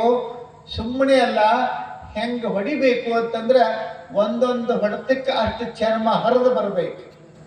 ಆ ರೀತಿಯೊಳಗೆ ಹೊಡಿಬೇಕು. ಯಾಕೆಂದಳು, ವಿನಾಕಾರಣ ಒಬ್ಬರನ್ನ ಬಡಿಯೋದಂದ್ರೆ ಎಷ್ಟು ತಪ್ಪು. ನನ್ನ ಕಡೆಯಿಂದ ಇಂಥ ಕೆಟ್ಟ ಕೆಲಸ ಆಗೋದಿಲ್ಲ, ನಾನು ಮಾಡೋದಿಲ್ಲ ಅಂತ ಹೇಳಿ. ಇಲ್ಲ, ನೀನು ಹೊಡಿಬೇಕು, ನೀನು ಹೊಡಿ. ನಾನು ಈ ಭಿಕ್ಷೆಗೆ ಬಂದಿದ್ದೀನಿ ನಿನ್ನ ಹತ್ತಿರ. ಈ ಭಿಕ್ಷೆಯನ್ನು ನೀಡಬೇಕು. ನೀನು ಭಿಕ್ಷೆಯನ್ನು ನೀಡುವವರೆಗೂ ನಾನು ಇಲ್ಲಿಂದ ಹೋಗುವುದಿಲ್ಲ ಅಂತ ತಿಳ್ಕೊಂಡು ನಿಂತು ಬಿಟ್ಟ ಶರೀಫ. ಅವ ಗೌಡ್ ಹೇಳಿದ, ಅವ ಹೋಗುವುದಿಲ್ಲ, ಹೊಡಿ ಅಂದ. ನನ್ನ ಮೇಲೆ ಹೊಡಿ, ನಿಂದೇನು ದೋಷದ? ನೀನಾಗೆ ತಪ್ಪು ಮಾಡ್ತಿದ್ರೆ ತಪ್ಪು, ಅವನಾಗೆ ನಿನ್ನ ಭಿಕ್ಷೆ ಕೇಳಾಕತ್ತೆ ಅನ್ನೋದ ಮೇಲೆ ಕೊಡು ನಿನ್ನ ಏಟಿನ ಭಿಕ್ಷೆ ಅಂತ ತಿಳ್ಕೊಂಡು ಹೇಳಿದ. ಶರೀಫ ನಿಂದಿರ್ತಾನೆ. ಆ ಹೆಣ್ಣುಮಗಳು ತನ್ನ ಮೈಯೊಳಗಿರುವ ಶಕ್ತಿಯನ್ನು ಹಾಕಿ ಬಾರ್ಕೋಲ್ನಿಂದ ಹೊಡಿತಾಳೆ. ಒಂದೊಂದು ಹೊಡೆತಕ್ಕೆ ಅಷ್ಟು ಚರ್ಮ ಕಿತ್ತು ಬರ್ತಿತ್ತು, ಚರ್ಮ ಹರಿದು ಬರ್ತಿತ್ತು, ಮೈ ತುಂಬ ಎಲ್ಲ ಚರ್ಮ ಕಿತ್ತು ರಕ್ತ ಸುರಿತಿತ್ತು. ನೋಡ್ಬೇಕು ಅವನ ಆಕಾರ ಹೆಂಗಾಗಿತ್ತು ಅಂತಂದ್ರೆ ರಕ್ತದ ಓಕುಳಿಯನ್ನು ಆಡಿದಂಗೆ ಶರೀಫ ನಿಂತಿದ್ದ. ಹೊತ್ತಾಯ್ತು, ಯಾಕೆ ಬರಲಿಲ್ಲ ಶರೀಫ ಅಂತಿಕೊಂಡು ಹೇಳಿ ಗುರುಗಳು ಗೋವಿಂದ ಭಟ್ರು ಆ ಕಡೆಗೆ ಬರ್ತಾರೆ, ಬಾವಿ ಕಡೆ ಇರಲಿಲ್ಲ. ಮತ್ತೆ ಮುಂದ್ಗಡೆ ಹೋಗ್ತಾರೆ, ಈ ಕಡೆಗೆ ಹೋಗಿದ್ದಾರೆ ಶರೀಫ ಅಂದ್ಕೊಳ್ಳೆ ಹೋದ್ರು. ಗೌಡ್ರ ಮನೆಯಿಂದ ಶರೀಫ ಹೊರಗೆ ಬರುವುದಕ್ಕೂ ಗೋವಿಂದ ಭಟ್ರಲ್ಲಿ ಹೋಗುವುದಕ್ಕೂ ಸರಿ ಹೋಯಿತು.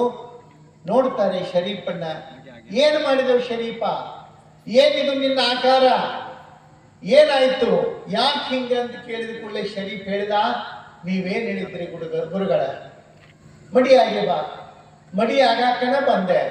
ನೀ ಮಡಿ ಆಗೋದಿದ್ರೆ ಬಾವಿಯೊಳಗೆ ಆಗ್ಬೇಕಾಗಿತ್ತು, ಇಲ್ಲಿ ಯಾಕೆ ಬಂದಿ ಮಡಿ ಆಗಾಕ?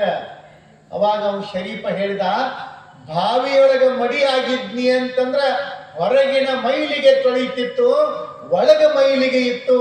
ಒಳಗಿನ ಮೈಲಿಗೆಯನ್ನು ತೊಳ್ಕೊಳ್ಳೋದಕ್ಕೆ ನಾನು ಎಲ್ಲಿ ತಪ್ಪು ಮಾಡಿದ್ದೆ ಅಲ್ಲೇ ಬಂದು ನಾನು ಮಡಿಯಾಗಿದ್ದೀನಿ, ಕೊಡ್ರಿ ಈಗ ದೀಕ್ಷಾ ಅಂತ ಹೇಳಿದರು. ಏನದು ದೀಕ್ಷೆ ಅಂದ್ರೆ? ಏನ್ ಚಾಕ್ಲೇಟೋ, ಏನ್ ಪೇಪರ್ಮೆಂಟೋ, ಏನ್ ಬಿಸ್ಕಿಟೋ? ಏನದು ದೀಕ್ಷೆ ಅಂದ್ರೆ? ನಾವು ಎಷ್ಟು ಸರಳ ಅನ್ಕೋತೀವಿ ದೀಕ್ಷೆ. ಯಾವುದು ದೀಕ್ಷೆ? ಎಂಥದ್ದು ಪರಿಶುದ್ಧತೆ, ಯಾವುದು ಮಡಿ? ಲಿಂಗವನ್ನ ಕಟ್ತೀವಿ ಅನ್ನುವಂಥದ್ದು, ಲಿಂಗವನ್ನ ತಗೊಳ್ತೀವಿ ಅನ್ನುವಂಥದ್ದು ದೀಕ್ಷೆ. ಆದರೆ ಲಿಂಗ ದೀಕ್ಷೆಯನ್ನು ತಗೊಳ್ಬೇಕಾದ್ರೆ ನಮ್ಮ ಮನಸ್ಸಿನ ಪಾವಿತ್ರ್ಯತೆ, ಭಾವನೆಗಳ ಪಾವಿತ್ರ್ಯತೆ ಎಷ್ಟು ಮುಖ್ಯ ಅನ್ನೋದನ್ನ ಇಲ್ಲಿ ಬಹಳ ಅದ್ಭುತವಾಗಿ ಹೇಳ್ತಾರೆ. ಯಾವ ರೀತಿಯೊಳಗ ದೀಕ್ಷೆಯನ್ನು ಕೊಡಬೇಕಾದ್ರೆ ಶರೀಫನಿಗೆ ಗುರುಗಳು ದೀಕ್ಷೆಯನ್ನು ಕೊಡ್ತಾರೆ. ಎಂಥ ದೀಕ್ಷೆಯನ್ನು ಕೊಟ್ಟರು, ಎಂಥ ದೀಕ್ಷೆಯಿಂದ ಶರೀಫ ಧನ್ಯನಾದ ಅನ್ನೋದನ್ನ ಇಲ್ಲಿ ನಾವು ಗಮನಿಸಬೇಕು. ಪರಿಶುದ್ಧತೆ ಬಹಳ ಮುಖ್ಯ. ಅಂಥ ಮಡಿಯ ಆಗಿ ಬಂದಾಗ ಅವನನ್ನ ಹೆಗಲ ಮೇಲಿಟ್ಟು ಕರ್ಕೊಂಡು, ಕೈ ಇಟ್ಟು ಕರ್ಕೊಂಡು ಗೋವಿಂದ ಭಟ್ರು ತಮ್ಮ ಮಠಕ್ಕೆ ಕರ್ಕೊಂಡು ಹೋಗ್ತಾರೆ. ಶರೀಫನ ಮೈ ಮೇಲೆಲ್ಲ ಕೈಯಾಡಿಸ್ತಾರೆ ಪ್ರೀತಿಯಿಂದ. ಎಲ್ಲಿ ಏಟು ಬಿದ್ದಿದ್ದು, ಯಾವಾಗ ಶರೀಫನ ಮೈ ಮೇಲೆ ಗುರುಗಳ ಕಾರುಣ್ಯದ ಹಸ್ತ ಆಡಿತು, ಎಲ್ಲಿ ರಕ್ತ ಹರಿದಿತ್ತು, ಎಲ್ಲಿ ಗಾಯ ಆಗಿತ್ತು, ಎಲ್ಲಿ ನೋವಾಗಿತ್ತು, ಎಲ್ಲವೂ ಪರಿಪೂರ್ಣಗೊಂಡು ಮತ್ತೆ ಶರೀಫ ಹೊಸ ಮನುಷ್ಯ ಆಗ್ತಾನೆ. ಅವಾಗ ಅವನಿಗೆ ದೀಕ್ಷೆ ಮಾಡ್ತಾರೆ. ಎಂಥ ದೀಕ್ಷೆ ಅದು? ಹಾಕಿದ ಜನಿವಾರ ನೂಕಿದ ಬಬಾರ, ಲೋಕದ ಬ್ರಹ್ಮಜ್ಞಾನಿ ತಿಳಿಯೆಂದು ಹಾಕಿದ ಜನಿವಾರವ ಸದ್ಗುರುನಾಥ, ಹಾಕಿದ ಜನಿವಾರವ, ಹಾಕಿದ ಜನಿವಾರವ ಸದ್ಗುರುನಾಥ, ಹಾಕಿದ ಜನಿವಾರವ, ಹಾಕಿದ ಜನಿವಾರ ನುಗ್ಗಿದ ಭವಭಾರ, ಹಾಕಿದ ಜನಿವಾರ, ಹಾಕಿದ ಜನಿವಾರ ನುಗ್ಗಿದ ಭವಭಾರ, ಲೋಕದ ಬ್ರಹ್ಮಜ್ಞಾನಿ ತಿಳಿಯೆಂದು ಹಾಕಿದ ಜನಿವಾರವ ಸದ್ಗುರುನಾಥ, ಹಾಕಿದ ಜನಿವಾರವ, ಹಾಕಿದ ಜನಿವಾರವ ಸದ್ಗುರುನಾಥ, ಹಾಕಿದ ಜನಿವಾರವ.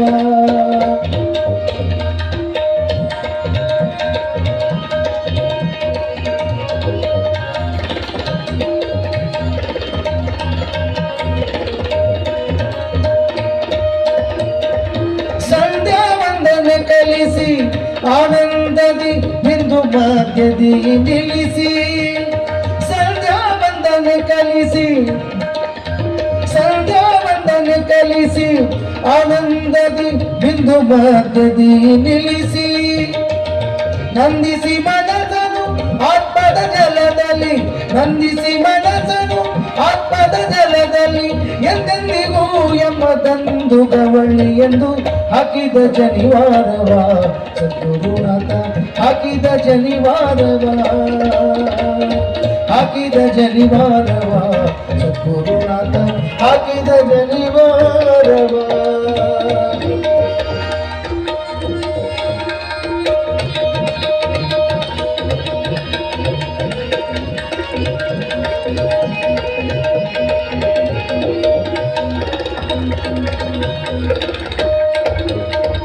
ಶಿಶುನಾಳ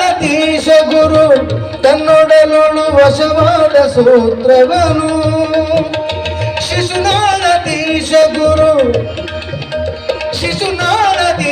ಗುರು ತನ್ನೊಡಲೊಳು ವಶವಾದ ಸೂತ್ರವನು ನಸುನಗೆ ತಲೆತೆಗೆ ದಲ್ಲಿಯ ತೊಡಿಸಿದ ಉಸುರಿದ ಮಂತ್ರವ ಹೊಸಬನ ಮಾಡುತ್ತ ಹಾಕಿದ ಜನಿವಾರವ ಸದ್ಗುರುನಾಥ ಹಾಕಿದ ಜನಿವಾರ ನುಗ್ಗಿದ ಭವಭಾರ ಹಾಕಿದ ಜನಿವಾರ ನುಗ್ಗಿದ ಭವಭಾರ ಲೋಕದ ಬ್ರಹ್ಮಜ್ಞಾನ ತಿಳಿಯಲು ಹಾಕಿದ ಜನಿವಾರವ ಸದ್ಗುರುನಾಥ ಹಾಕಿದ ಜನಿವಾರವ ಸದ್ಗುರುನಾಥ ಹಾಕಿದ ಜನಿವಾರವ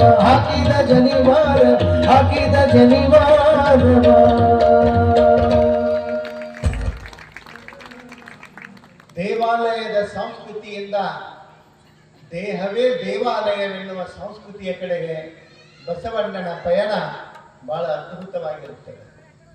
ಯಾವ ದೇವಾಲಯಗಳು ದೇವರನ್ನ ಹೊರಗಿಟ್ಟು ಕಟ್ಟುವಂತಹ ದೇವಾಲಯಗಳಿಂದ ನಮ್ಮ ನಾಡು ಒಳ್ಳೆಯದಾಗೋದಿಲ್ಲ. ಯಾವುದು ಸಾರ್ಥಕ ಅಂತಂದ್ರೆ ದೇವರನ್ನ ಒಳಗೊಂಡಿರ್ತಕ್ಕಂಥ ದೇಹವೇ ದೇವಾಲಯವಾದಾಗ ಆ ಬದುಕಿಗೆ ಒಂದು ಸಾರ್ಥಕತೆ ಅನ್ನೋದನ್ನ ಗುರುತಿಸ್ತಾರೆ. ಹೇಗೆ ನೋಡ್ರಿ, ಅಲ್ಲೆಲ್ಲ ಕಾಣ್ತಕ್ಕಂಥದ್ದು ನದಿಯೊಳಗ ಮೂಗಿಡ್ಕೊಂಡು ನದಿಯೊಳಗೆ ಮುನಿಗಿ ಮಡಿ ಆಗ್ತೀವಿ ಅನ್ನುವಂಥದ್ದು, ಗಿಡ ಮರಗಳನ್ನ ಸುತ್ತಿ ನಾವು ಉದ್ಧಾರ ಆದ್ವಿ ಎನ್ನುವಂಥದ್ದು, ಇಂಥವುಗಳನ್ನ ಬಸವಣ್ಣ ಗಮನಿಸ್ತಾನೆ. ಅದಕ್ಕೆ ಹೇಳಿದ, ಬತ್ತುವ ಜಲವ ಒಣಗುವ ಮರವ ಇವ ನೆಚ್ಚಿದವರು ನಿಮ್ಮ ನೆತ್ತಬಲ್ಲರು ಕೂಡಲ ಸಂಗಮ ದೇವ. ಎಷ್ಟು ಸುಂದರವಾದ ಮಾತುಗಳನ್ನು ಬರೀತಾರೆ.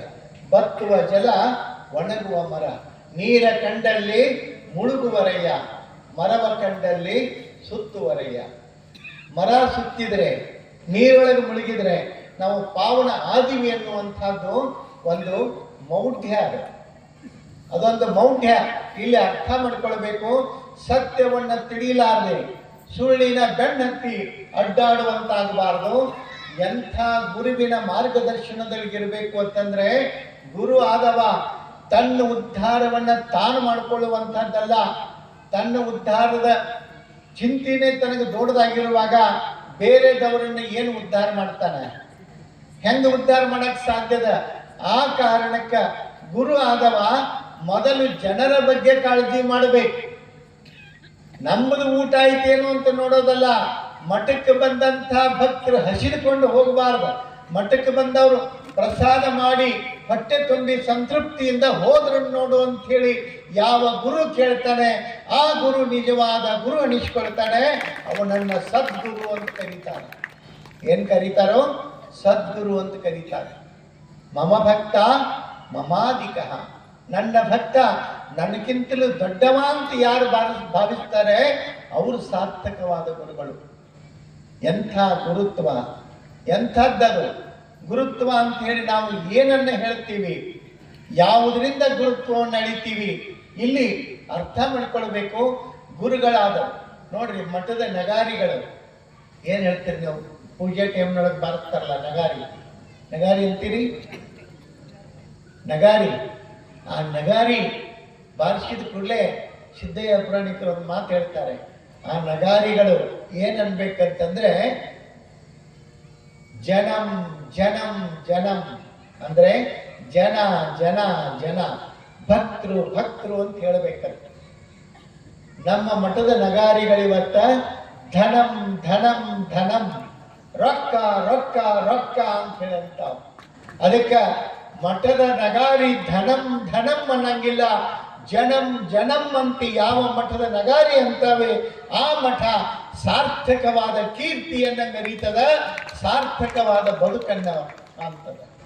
ನೋಡ್ರಿ, ಚನ್ನಬಸವ ಪಟ್ಟದ ದೇವರು ಬಾರಿಸುವಂಥ ನಗಾರಿ ಜಾಗಟೆ ಜನಂ ಜನಂ, ಜನರಿಗೋಸ್ಕರ ಅಂತ ಹೇಳಿ ಅವರು ದುಡಿದ್ರು ಅಂತ ಹೇಳಿ ಇವತ್ತು ಅವರ ಹೆಸರು ಆಕಾಶದೆತ್ತರಕ್ಕ ನಾಡಿನೆಲ್ಲೆಡೆ ಅದು ಕೇಳ್ತದೆ ಅಂತಂದ್ರೆ ಅವರು ಮಾಡಿರ್ತಕ್ಕಂಥ ಪ್ರಾಮಾಣಿಕ ಸೇವೆಯ ಪ್ರತಿಫಲ ಅದು.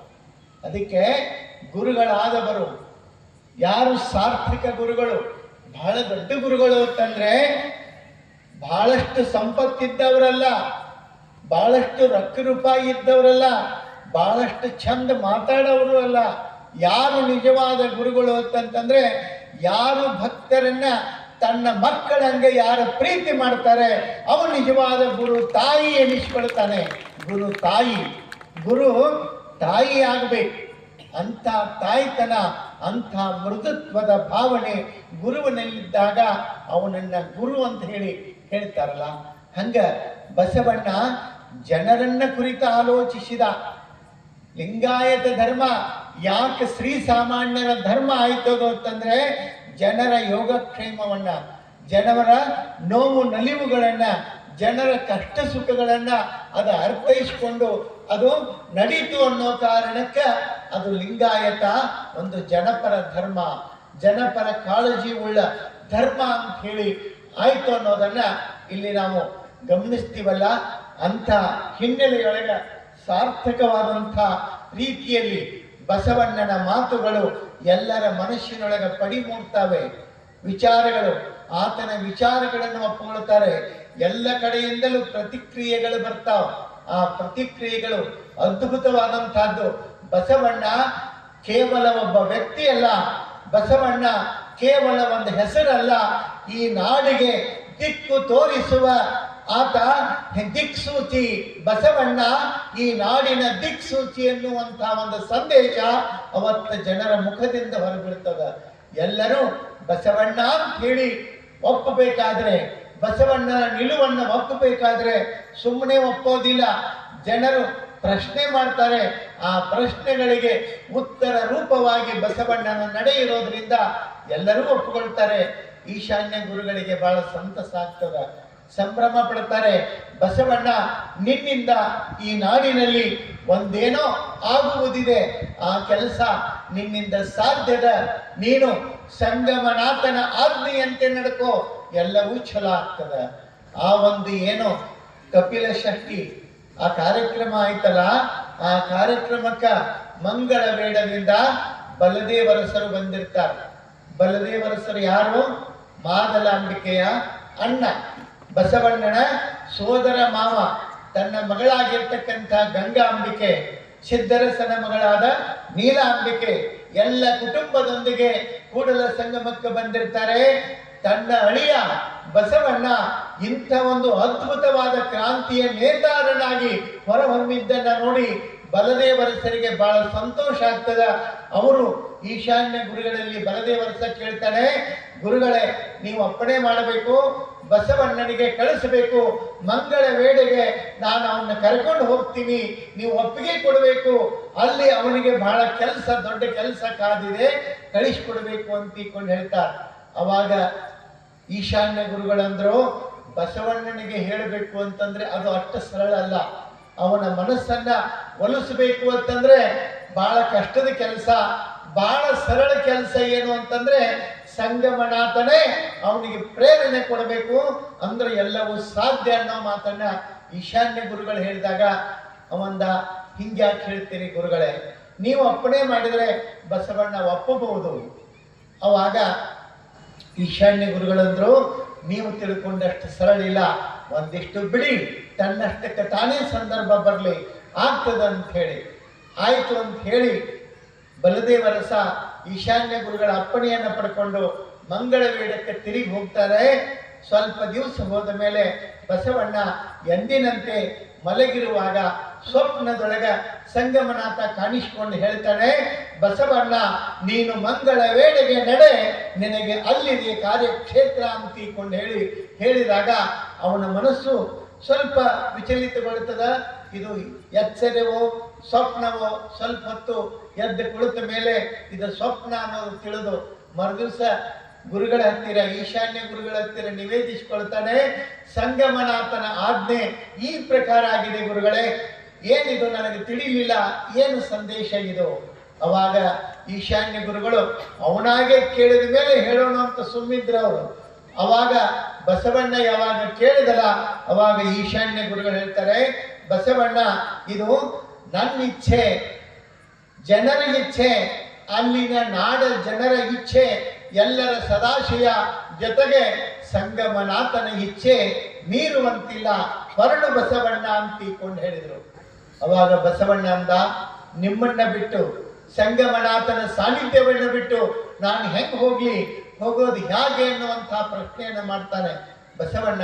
ಯಾಕೆ ಅಂತಂದ್ರೆ ಸಂಗಮನಾಥನೊಂದಿಗೆ ಬಸವಣ್ಣನ ಆಧ್ಯಾತ್ಮಿಕ ಸಂಬಂಧ ಬಹಳ ಜನ ತಿಳ್ಕೊತಾರೆ. ಸಂಗಮನಾಥ, ನಾನು ಮೊನ್ನೆ ಹೇಳಿದೆ, ಏನು ಸಂಗಮನಾಥ? ಕೂಡಲ ಸಂಗಮದ ಪರಿಸರವೆಲ್ಲ ಅವನ ಪಾಲಿಗೆ ಸಾಕ್ಷಾತ್ ಸಂಗಮನಾಥನೇ, ಸಾಕ್ಷಾತ್ ಲಿಂಗ ಸ್ವರೂಪವೇ ಆಗಿರುವಾಗ ಅಲ್ಲಿ ಬೇರೆ ಏನೂ ಕಾಣೋದಿಲ್ಲ. ಅಲ್ಲಿಯೇ ಕೂಡಲ ಸಂಗಮನನ್ನ ಕಾಣ್ತಾನೆ, ಬೇರೆ ಯಾವುದೂ ಅಲ್ಲ. ಅದೇ ಪರಿಸರ, ಪುಣ್ಯ ಪರಿಸರ, ಅದೇ ಕೂಡಲ ಸಂಗಮ, ನನ್ನ ಬಾಳಿನ ಜಂಗಮ ಅನ್ನುವಂಥ ಮಾತನ್ನ ಬಸವಣ್ಣ ಒಪ್ಪಿಕೊಂಡು ಮುಂದಿನ ಕಾರ್ಯಕ್ಕೆ ಸನ್ನದ್ಧನಾಗ್ತಾನೆ. ಎಷ್ಟು ಸಂವೇದನಾಶೀಲ ಮನಸ್ಸು ಬಸವಣ್ಣನದು. ಸಂವೇದನಾಶೀಲ ಮನಸ್ಸು ಹೇಗತ್ತಂದ್ರೆ, ಒಂದು ದಿವಸ ಹಾದು ಹೊರಟಿರ್ತಾರೆ ಬಸವಣ್ಣ. ಹೋಗುವಾಗ ಸಂಗಮನಾಥನ ಗುಡಿಯ ಮೆಟ್ಟಿಲುಗಳನ್ನು ಹತ್ತಿ ದೇವರ ಪೂಜೆಗೆ ನೀರು ಒಯ್ತಿರ್ತಾರೆ. ದೇವರ ಪೂಜೆಗೆ ನೀರು ಒಯ್ಯುವಾಗ ಆ ನೀರನ್ನು ಒಯ್ದು ಬಾಗಿಲ ಮುಂದೆ, ಗುಡಿಯ ಬಾಗಿಲಿನ ಮುಂದೆ ನೀರಿನ ಕೊಡ ಇಟ್ಟಿರ್ತಾರೆ. ಒಬ್ಬ ಕೃಷಿಕ, ಬಡವ, ವಯಸ್ಸಾಗಿದೆ, ಬಿಸಿಲೊಳಗೆ ಬಂದು ನೀರಿನ ದಾಹದಿಂದ ಕೈ ಒಡ್ಡಿ ನೀರು ಕೊಡ್ರಿ ಅಂತ ಕೇಳಿದ. ಯಾರೂ ಕೇಳಲಿಲ್ಲ. ಕೊನೆಗೆ ಮೆಟ್ಟಿಲಿನ ಹತ್ತಿ ಆ ಬಾಗಿಲ ಹತ್ತಿರ ಬಂದು ಆ ನೀರಿನ ಬಿಂದಿಗೆಯ ಸಮೀಪ ನಿಂತು, ಒಂದಿಷ್ಟು ನೀರು ಕೊಡ್ರಿ, ನೀರಿನ ದಾಹ ಆಗಿದೆ, ಇನ್ನೇನು ನೀರು ಕುಡಿಬೇಕು ಅಂತ ಹೇಳಿದನ, ಬಿಂದಿಗೆ ಮುಟ್ಟಬೇಕು ಅಂತಿದ್ದ. ಅಷ್ಟರೊಳಗೆ ನೋಡಿಬಿಟ್ಟ ಒಬ್ಬ, ಇದು ಮಡಿಯ ನೀರು, ಮುಟ್ಟುವಂತಿಲ್ಲ, ನಡೆ ಆ ಕಡೆಗೆ ಅಂತಿಕೊಂಡೇಳಿ ಕಳಿಸಿ ಕೊನೆಗೆ ಕಟ್ಟಿ ದಂಡಿಗೆ ಬಂದು ನಿಂತಾಗ ಅಲ್ಲಿಂದ ನುಗ್ಗಿಸಿ ಬಿಡ್ತಾನೆ. ಅವನನ್ನ ತಳ್ಳಿದಾಗ ಬಿದ್ದು ಪೆಟ್ಟಾಗಿ ರಕ್ತ ಸುರಿತಿರ್ತದ. ಅವಾಗ ಬಸವಣ್ಣ ಓಡಿ ಬಂದು ಎತ್ತಿಕೊಳ್ತಾನೆ. ಎತ್ತಿಕೊಂಡು, ಏನಿದು ಅವಸ್ಥೆ, ಕೊಡಬಾರದೆ ನೀರು, ನೀರಿನ ದಾಹ ಅಂದು ಬವಳಿ ಬಂದು ಬೀಳುವಂತ ವ್ಯಕ್ತಿಗೆ ನೀರು ಕೊಡಬಾರ್ದೇನು ಅಂತ ಬಸವಣ್ಣ ಪ್ರಶ್ನೆ ಮಾಡ್ತಾನೆ. ಹೆಂಗೆ ಕೊಡ್ತಾರೆ ಬಸವಣ್ಣ? ನೀನು ಹೇಳಿಬಿಟ್ರೆ ಕೊಡಕ್ಕಾಗ್ತದೆ ಏನೋ? ದೇವರ ಪೂಜೆಗಾಗಿ ಮಡಿಯಿಂದ ತಂದ ನೀರನ್ನು ಯಾರಿಗೋ ಬಾಯಿಗೆ ಸುರಿಯುವಂಥದ್ದಲ್ಲ. ಇದು ಪವಿತ್ರವಾದ ನೀರು, ದೇವರ ಪೂಜೆಯ ನೀರು, ಕೊಡೋದಕ್ಕಾಗುವುದಿಲ್ಲ. ದೇವರ ಪೂಜೆಗಾಗಿ ತಂದ ನೀರಿದು ಅಂತ ತಿಳ್ಕೊಂಡು ಹೇಳಿದಾಗ ಬಸವಣ್ಣಂದ, ಯಾವ ನೀರು ತಗೊಂಡು ಏನ್ ಮಾಡೋದಿದೆ? ಸಾಯುವ ವ್ಯಕ್ತಿಗೆ ಬಾಯಿಗೆ ಬೀಳದ ನೀರು ಎಂತ ಪುಣ್ಯ ಕ್ಷೇತ್ರದ ತೀರ್ಥವಾದರೇನು ಆ ನೀರಿಗೆ ಏನು ಮೌಲ್ಯ ಇಲ್ಲ ಅಂತ ಹೇಳ್ತಾನೆ ಬಸವಣ್ಣ. ಬಹಳ ಪವಿತ್ರವಾದ ತೀರ್ಥ ಇದ್ರೆ ಏನು, ಸಾಯುವವನ ಬಾಯಿಗೆ ಹಾಕಲಿಕ್ಕೆ ಆಗಲಾರದಂಥ ನೀರಿಗೆ ಯಾವುದೇ ಪಾವಿತ್ರ್ಯತೆ ಇಲ್ಲ, ಯಾವುದೇ ಅರ್ಥ ಇಲ್ಲ, ಯಾವುದೇ ಮೌಲ್ಯವಿಲ್ಲ. ಅದೆಂತಹ ನೀರದು? ಅದನ್ನ ನೀರಂತ ಹೆಂಗೆ ಹೇಳೋದು? ಬಸವಣ್ಣ ಅಂದ, ಕೊಡಬೇಕು, ನೀರನ್ನ ನೀಡವನಿಗೆ ಅಂತ ಹೇಳಿದಾಗ ಒಪ್ಪಲಿಲ್ಲ. ಅವಾಗ ಬಸವಣ್ಣ ಬೈತಾನೆ, ಏನಂತ? ಎರೆದರೆ ನೆನೆಯದು, ಮರೆದರೆ ಬಾಡದು, ಹುರುಳಿಲ್ಲ ಲಿಂಗಾರ್ಚನೆ. ಜಂಗಮ ಕೆರೆದರೆ ಸ್ಥಾವರ ನೆನೆಯಿತ್ತು ಕೂಡಲ ಸಂಗಮ ದೇವ. ಎಷ್ಟು ಚಂದ ಹೇಳ್ತಾರೆ ನೋಡಿ. ಎರೆದರೆ ನೆನೆಯದು, ದೇವರ ಮೇಲೆ ಕೊಡಗಂಟ್ಲೆ ನೀರು ಸುರಿವಿದ್ರೆ ದೇವರಿಗೆ ನೆನೀತೈತೆ ಅನ್ನೋದ್ರಾಗ, ನೀರೊಳಗ ನೆನೆಯುವುದಿಲ್ಲ. ಬಿಟ್ಟಿ ಅಂತಂದ್ರೆ ಒಣಗಿ ಸೀಳುವುದಿಲ್ಲ. ನಿನ್ನ ಮೌಢ್ಯತೆ ಇದು. ಇಂಥ ಹೊತ್ತಿನೊಳಗ ಜಂಗಮ ಕೆರೆದರೆ ಸ್ಥಾವರ ನೆನೆಯಿತ್ತು. ಯಾವಾಗ ದೇವರ ಅಭಿಷೇಕ, ಯಾವಾಗ ದೇವರ ಮಜ್ಜನ ಪರಿಪೂರ್ಣ ಆಗ್ತದಂತಂದ್ರೆ, ಸಾಯುವವನ ಬಾಯಿಯೊಳಗೆ ನೀರು ಹಾಕಿದ್ರಿ, ಆ ನೀರಿನಿಂದ ಅವ ಸಂತೃಪ್ತನಾದ, ಸಾಯುವ ಒಂದು ಜೀವ ಉಳಿತು ಅಂತಂದ್ರೆ ಅವತ್ತು ದೇವರಿಗೆ ಮಹಾಮಜ್ಜನ, ಅವತ್ತು ದೇವರಿಗೆ ನಿಜವಾದ ಅಭಿಷೇಕ, ಅದು ಸಾರ್ಥಕವಾದ ಪೂಜೆ. ದಾಹ ಎಂದು ನೀರು ಕೇಳಿದವನ ಜೀವ ಉಳಿಸದೆ, ಶವಕ್ಕೆ ಅಮೃತವ ಸುರಿದರೆ ಏನೋ ಫಲ.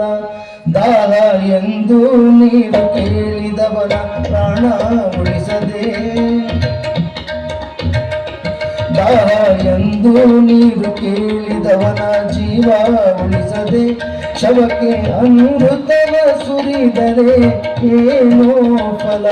ಕೆಳಗೆ ಬಿದ್ದು ಸಾಯುವವನ ಕಂಡು ಕರುಣೆ ತೋರದೆ ಜೀವ ಬಿಟ್ಟ ಮೇಲೆ ಅತ್ತರೆ ತಾನೇ ಏನೋ ಫಲ.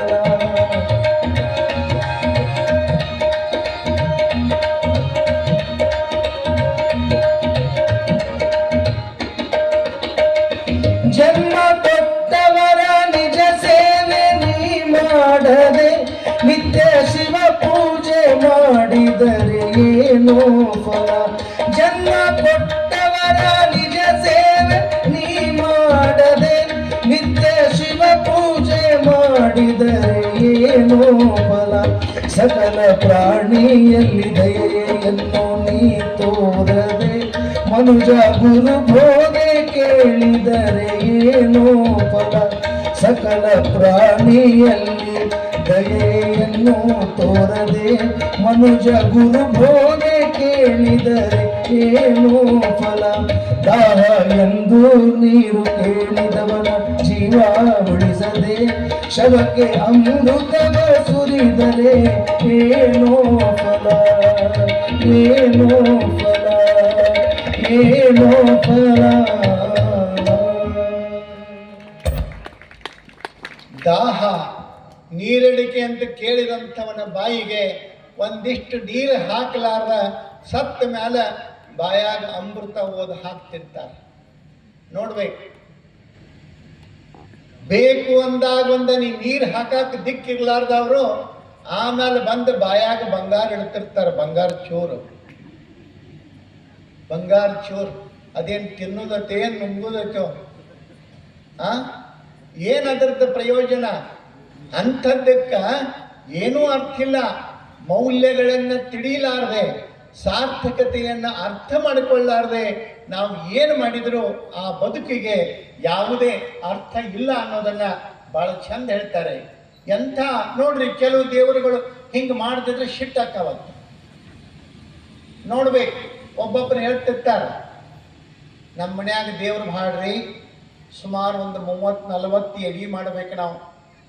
ಅಮಾವಾಸ್ಯೆ ಹುಣ್ಣಿಮೆ ತಪ್ಸಂಗಿಲ್ಲ, ಏನು ತಪ್ಪಿದ್ರು ದೇವರಿಗೆ ಎಡಿ ತಪ್ಪಂಗಿಲ್ಲ.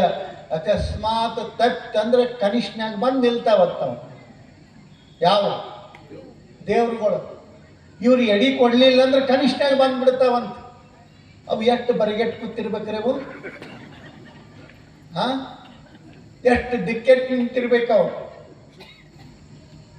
ನಮಗೆ ಗೊತ್ತದೆ, ನೀವು ಎಡಿ ಹೋಳಿಗೆ ಅದು ದೇವರಿಗೆ ಮಾಡೋ ಹೋಳಿಗೆ ಅಷ್ಟಿರ್ತಾವ, ನಮಗೂ ಮಾಡಿಕೊಳ್ಳೋ ಹೋಳಿಗೆ ಅಂತಾಗಿರ್ತಾವ.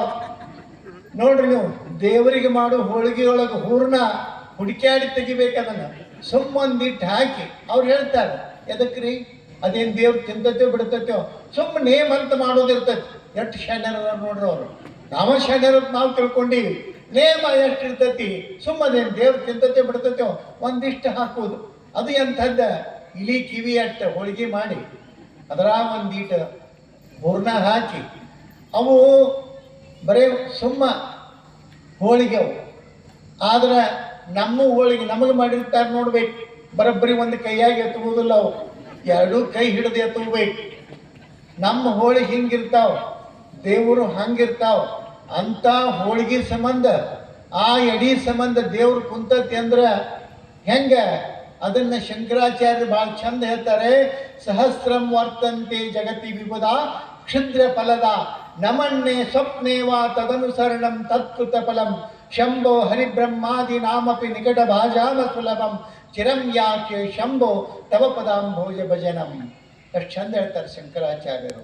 ಸಹಸ್ರಂ ವರ್ತಂತೆ ಜಗತಿ ವಿಬುಧ ಕ್ಷುದ್ರ ಫಲದ, ಕ್ಷುದ್ರ ಫಲವನ್ನು ಕೊಡುವಂಥ ಕ್ಷುದ್ರ ದೇವತೆಗಳು ಸಾವಿರ ದೇವತೆಗಳದಾವೆ. ಅವು ಯಾವೂ ನನ್ನ ಪಾಲಿಗೆ ದೇವರಲ್ಲ. ಚಿರಂ ಯಾಕೆ ಶಂಭೋ ತವ ಪದಾಂಭೋಜ ಭಜನಂ. ಅಂಥ ದೇವರನ್ನು ನಾನು ಪ್ರಾರ್ಥಿಸೋದಿಲ್ಲ, ನಾನು ಪ್ರಾರ್ಥಿಸುವ ದೇವರು ಎಂಥದ್ದು ಅಂತಂದರೆ ಇಡೀ ಜಗತ್ತನ್ನೇ ಒಳಗೊಂಡದ್ದು, ಜಗತ್ತಿನ ಒಳ ಹೊರಗೂ ಪರಿಪೂರ್ಣವಾಗಿ ತುಂಬಿ ಜಗತ್ತನ್ನು ನಡೆಸುವ ಮಹಾ ಚೈತನ್ಯ. ನಿನ್ನ ಪಾದಕ್ಕೆ ನಾನು ಶರಣಾಗ್ತೇನೆ ಹೊರತು ಇನ್ನುಳಿದಂಥ ಕ್ಷುದ್ರ ದೇವತೆಗಳಿಗೆ ಅಲ್ಲ ಅಂತೇಳಿ ಶಂಕರಾಚಾರ್ಯ ಹೇಳ್ತಾರೆ. ಅದು ನಿಜವಾದ ದೈವ. ಯಾವುದು ದೈವ? ದೈವ ಕೆಲವು ದೈವಗಳು ಲೋಗರ ಬಾಗಿಲುವ ಕಾಯ್ದುಕೊಂಡಿಪ್ಪ ದೈವಗಳು, ಮನಿ ಬಾಗಲ ಕಾಯ್ಕೊಂಡು ನಿಂತಿರ್ತಾವಂತ ದೇವರುಗಳು. ಎಂಥ ದೇವರುಗಳಿವು? ಇವನ್ನೆಲ್ಲ ಹೆಂಗೆ ದೇವರಂತ ಹೇಳಕ್ಕಾಗತ್ತ? ದೇವರಂತ ಒಪ್ಕೊಳಕ್ಕಾಗ್ತೈತಿ? ನೋಡ್ರಿ ನೀವು, ಅದು ಯಾವುದೋ ಟೈಮ್ನಾಗ ಪಾಂಡ್ರವ ಅಂತ ಮಾಡ್ತಾರೆ, ಶಗಣಿ ಒಳಗೆ. ಈ ಕಡೆ ಮಾಡ್ತಾರಿಲ್ಲ ಗೊತ್ತಿಲ್ಲ ನನಗೆ. ಇದರ ಟೈಮ್ನಾಗಲ್ಲ, ಅದು ದೀಪಾವಳಿ ಹೊತ್ತಿನಾಗ ಅದನ್ನು ನೋಡ್ರಿ, ಪಾಂಡ್ರವಂತ ಮಾಡ್ತಾರ. ಮಾಡಿ ಅದಕ್ಕೆ ಎಷ್ಟು ಚಂದ ಮ್ಯಾಲದು ಇದರದ್ದು ಉತ್ತರಾಣಿ ಕಡ್ಡಿ ಚೆಂಡು ಹೂವದು ಏರಿಸಿ ಅದಕ್ಕೆ ಏನು ಚಂದ ನೈವೇದ್ಯ ಮಾಡಿ ಎಲ್ಲ ಮಾಡಿ ಮುಗೀತಂದ್ರೆ ಮನೆ ಮಾಳಿಗೆ ಮೇಲೆ ಇಡ್ತಾರೆ. ಅವನು ಮಾಳಿಗೆ ಮ್ಯಾಲೆ ಆ ದೇವ್ರುಗಳನ್ನ ಸಾಲಿಡದ ಮ್ಯಾಲೆ ಕುಂದಿರ್ತಾವೆ. ಬಾಲ್ಕನಿಗೆ ಶಿಫ್ಟ್ ಆಗ್ತಾವ್ರಿ ದೇವ್ರುಗಳು. ಬಾಲ್ಕನಿ ಮ್ಯಾಲೆ ಕೂತು ಅಂದ್ರೆ ಮುಂದೆ ಥಂಡಿ ನೋಡ್ರಿ, ಥಂಡಿ ಬಿಸಿಲ ಒಣಿಗೆ ಒಂದು 3-4 ಮಣದ ಒಂದೊಂದು ತೆಳಗೆ ಬೀಳ್ತಾವ. ಹೆಂಗೆ ಬೀಳ್ತಾವ ಅವ್ನು ತೊಗೊಂಡು ಹೋಗೋದತ್ತಿ ಬಡದು ಒಲೆಯಾಗ ತುಂಬಿ ಅದನ್ನ ನೀರು ಕಸಕ್ಕೆ ಹಾಕೊಂಡ್ಬಿಡೋದೈತಿ. ಯಾವುದನ್ನ ದೇವರು ಹೊತ್ತು ಮಾಡಿರ್ತೀವಿ ಅವನ್ನ ಬಾಲ್ಕನಿ ಹತ್ತಿಸಿ ಆಮೇಲೆ ತಂದು ಒಲೆಯಾಗ ಹಾಕಿ ಮತ್ತೆ ನೀರು ಕಾಯಿಸ್ಕೊಂಡು ದೇವ್ರು ಚಲೋ ಜಳಕ ಮಾಡ್ತಾರೆ, ನಮಗೆ ದಚ್ಚಿ ಬಿಸಿ ನೀರು ಕೊಡ್ತಂತ ಹೇಳಿ ಅದ್ರ ನೀರ್ಲೆ ಜಳಕ ಮಾಡ್ತೀವಿ. ನೋಡ್ಬೇಕು, ಇದರದ ಹಬ್ಬಕ್ಕೆ ಸೆರಗಾ ಚೆಲ್ಲೋದು ಅಂತ ಮಾಡ್ತಾರೆ. ಹೊಲದೊಳಗೆ ಹೋಗಿ ಎಳ್ಳಾಮಸಿಗೆ ಸೆರಗಾ ಚೆಲ್ಲೋದು ಅಂತ ಮಾಡಕ್ಕೆ ಹೋದಾಗ ಅಲ್ಲಿ ಎರಿ ನೆಲದಾಗ ಕಲ್ಲು ಸಿಗಂಗಿಲ್ಲ. ಎಲ್ಲಿ ಹಾದಿಯಾಗಿರ್ತಾವ ಹೋಗುವಾಗ ಕಾಲಾಗಿಂದ ಹಿಡ್ಕೊಂಡು ಮ್ಯಾಲೆಲ್ಲ ಬುಟ್ಟಿ ಎಲ್ಲ ಇರ್ತದ, ಉಣಿಸು ತಿನಿಸೆಲ್ಲ ಇರ್ತದ, ಬುಟ್ಟಿ ಹಿಡಿದಿರ್ತಾರ. ಕೈಯಾಗ ತೊಗೊಳಕ್ ಆಗೋದಿಲ್ಲ, ಕಾಲಿಲಿನ ಅದನ್ನ ಹಿಡ್ಕೊಂಡು ಒಂದೊಂದು ಕಲ್ಲು ಸಿಕ್ಕಲ್ಲ ತೊಗೊಂಡು ಬುಟ್ಟಾಗಿ ಹಿಡ್ಕೊಂತ ಹೋಗ್ತಾರ. ಅವನು ಅಲ್ಲಿ ಹೋದ ಮೇಲೆ ನೀರು ಹಾಕಿ ತೊಳೆದ್ರಂದ್ರೆ ಅವ್ರು ದೇವರಾಗಿಬಿಟ್ಟು ದೇವ್ರ ಅಕ್ಕವ ಪೂಜಾ ಮಾಡಿ ನೋಡ್ಬೇಕು. ಮುಂದೆ ಬೆಳಿ ಬರ್ತದಲ್ಲ, ಆ ಗುಬ್ಬಿಗಳನ್ನ ಎಬ್ಸೋದು ಹೆಂಗೆ? ಅವನ್ನ ತಗೊಂಡು ಆ ಕವನಿಯೊಳಗಿಟ್ಟು, ಯಾವ ದೇವ್ರ ತಿಂದಿರ್ತಾರಲ್ಲ ಅವನ್ನ ಕವನಿಯೊಳಗಿಟ್ಟು ತಿರುವಿ ಹೊಡೆದು ಬಿಟ್ರು ಅಂದ್ರೆ ಯಾವ ಹಳ್ಳದ ದಂಡಿಗೆ ಹೋಗಿ ಬೀಳುತ್ತೆ ಹೇಳಕ್ ಬರೋದಿಲ್ಲ ದೇವ್ರ. ಅವ ಎಷ್ಟು ವಿಚಿತ್ರ ದೇವರುಗಳನ್ನ ಮಾಡ್ತೀವಿ. ಅದಕ್ಕೆ ಬಸವಣ್ಣವರಂದ್ರು, ಅರಗು ತಿಂದು ಕರಗುವ ದೈವವ, ಉರಿಯ ಕಂಡರೆ ಮೊರಟುವ ದೈವವ, ಅಂಜಿಕೆಯಾದರೆ ಹೂಳುವ ದೈವವ, ಅವಸರ ಬಂದರೆ ಮಾರುವ ದೈವವ, ಎಂತು ಸರಿಯೆಂಬೆನೆಯ ಕೂಡಲ ಸಂಗಮ ದೇವ. ಯಾವುದು ದೇವರು? ಸುಟ್ಟುಕೊಂಡು ಸಾಯುವಂಥದ್ದು ದೇವರಲ್ಲ, ಸುಟ್ಟುಕೊಂಡು ಬೆಂಕಿಯೊಳಗೆ ಬೀಳುವವರನ್ನ ರಕ್ಷಿಸುವಂಥದ್ದು ನಿಜವಾದ ದೇವರ ನಿಷ್ಫಲತದ ಹೊರತು ಇನ್ನು ಉಳಿದದ್ದಲ್ಲ. ಸತ್ಯವನ್ನ ತಿಳ್ಕೋಬೇಕು, ಸತ್ಯವನ್ನ ತಿಳಿಯುವಂಥ ಪ್ರಯತ್ನವನ್ನು ನಾವು ಮಾಡಬೇಕು. ಅಂಥ ಅದ್ಭುತವಾದ ಪರಿಕಲ್ಪನೆಯೊಳಗೆ ದೇವರ ವ್ಯವಸ್ಥೆಯನ್ನ ಬಸವಣ್ಣ ಎಷ್ಟು ಅದ್ಭುತವಾಗಿ ತಿಳಿಸ್ತಾನೆ. ಇಂಥ ದೇವರು ಸಾರ್ಥಕವಾದದ್ದು ಅನ್ನುವಂಥದ್ದು ಸಂಗಮನಾಥನ ಸಂದೇಶ, ಗುರುಗಳ ಆಶೀರ್ವಾದ. ಬಸವಣ್ಣ ಮುಂದೇನು ಮಾಡ್ತಾನೆ ಅಂತಕ್ಕಂಥ ವಿಚಾರ ಮತ್ತು ಮುಂದುವರಿತದ. ನಾಳಿನ ದಿವಸ ಆ ವಿಷಯವನ್ನ ನೋಡೋಣ ಅನ್ನುವಂಥ ಮಾತನ್ನು ಹೇಳ್ತಾ ಇವತ್ತಿನ ಈ ಪ್ರವಚನಕ್ಕೆ ಇಲ್ಲಿಗೆ ವಿರಾಮವನ್ನು ನೀಡುತ್ತಾ ಮುಂದಿನ ಕಾರ್ಯಕ್ಕೆ ಅಣಿಯಾಗೋಣ.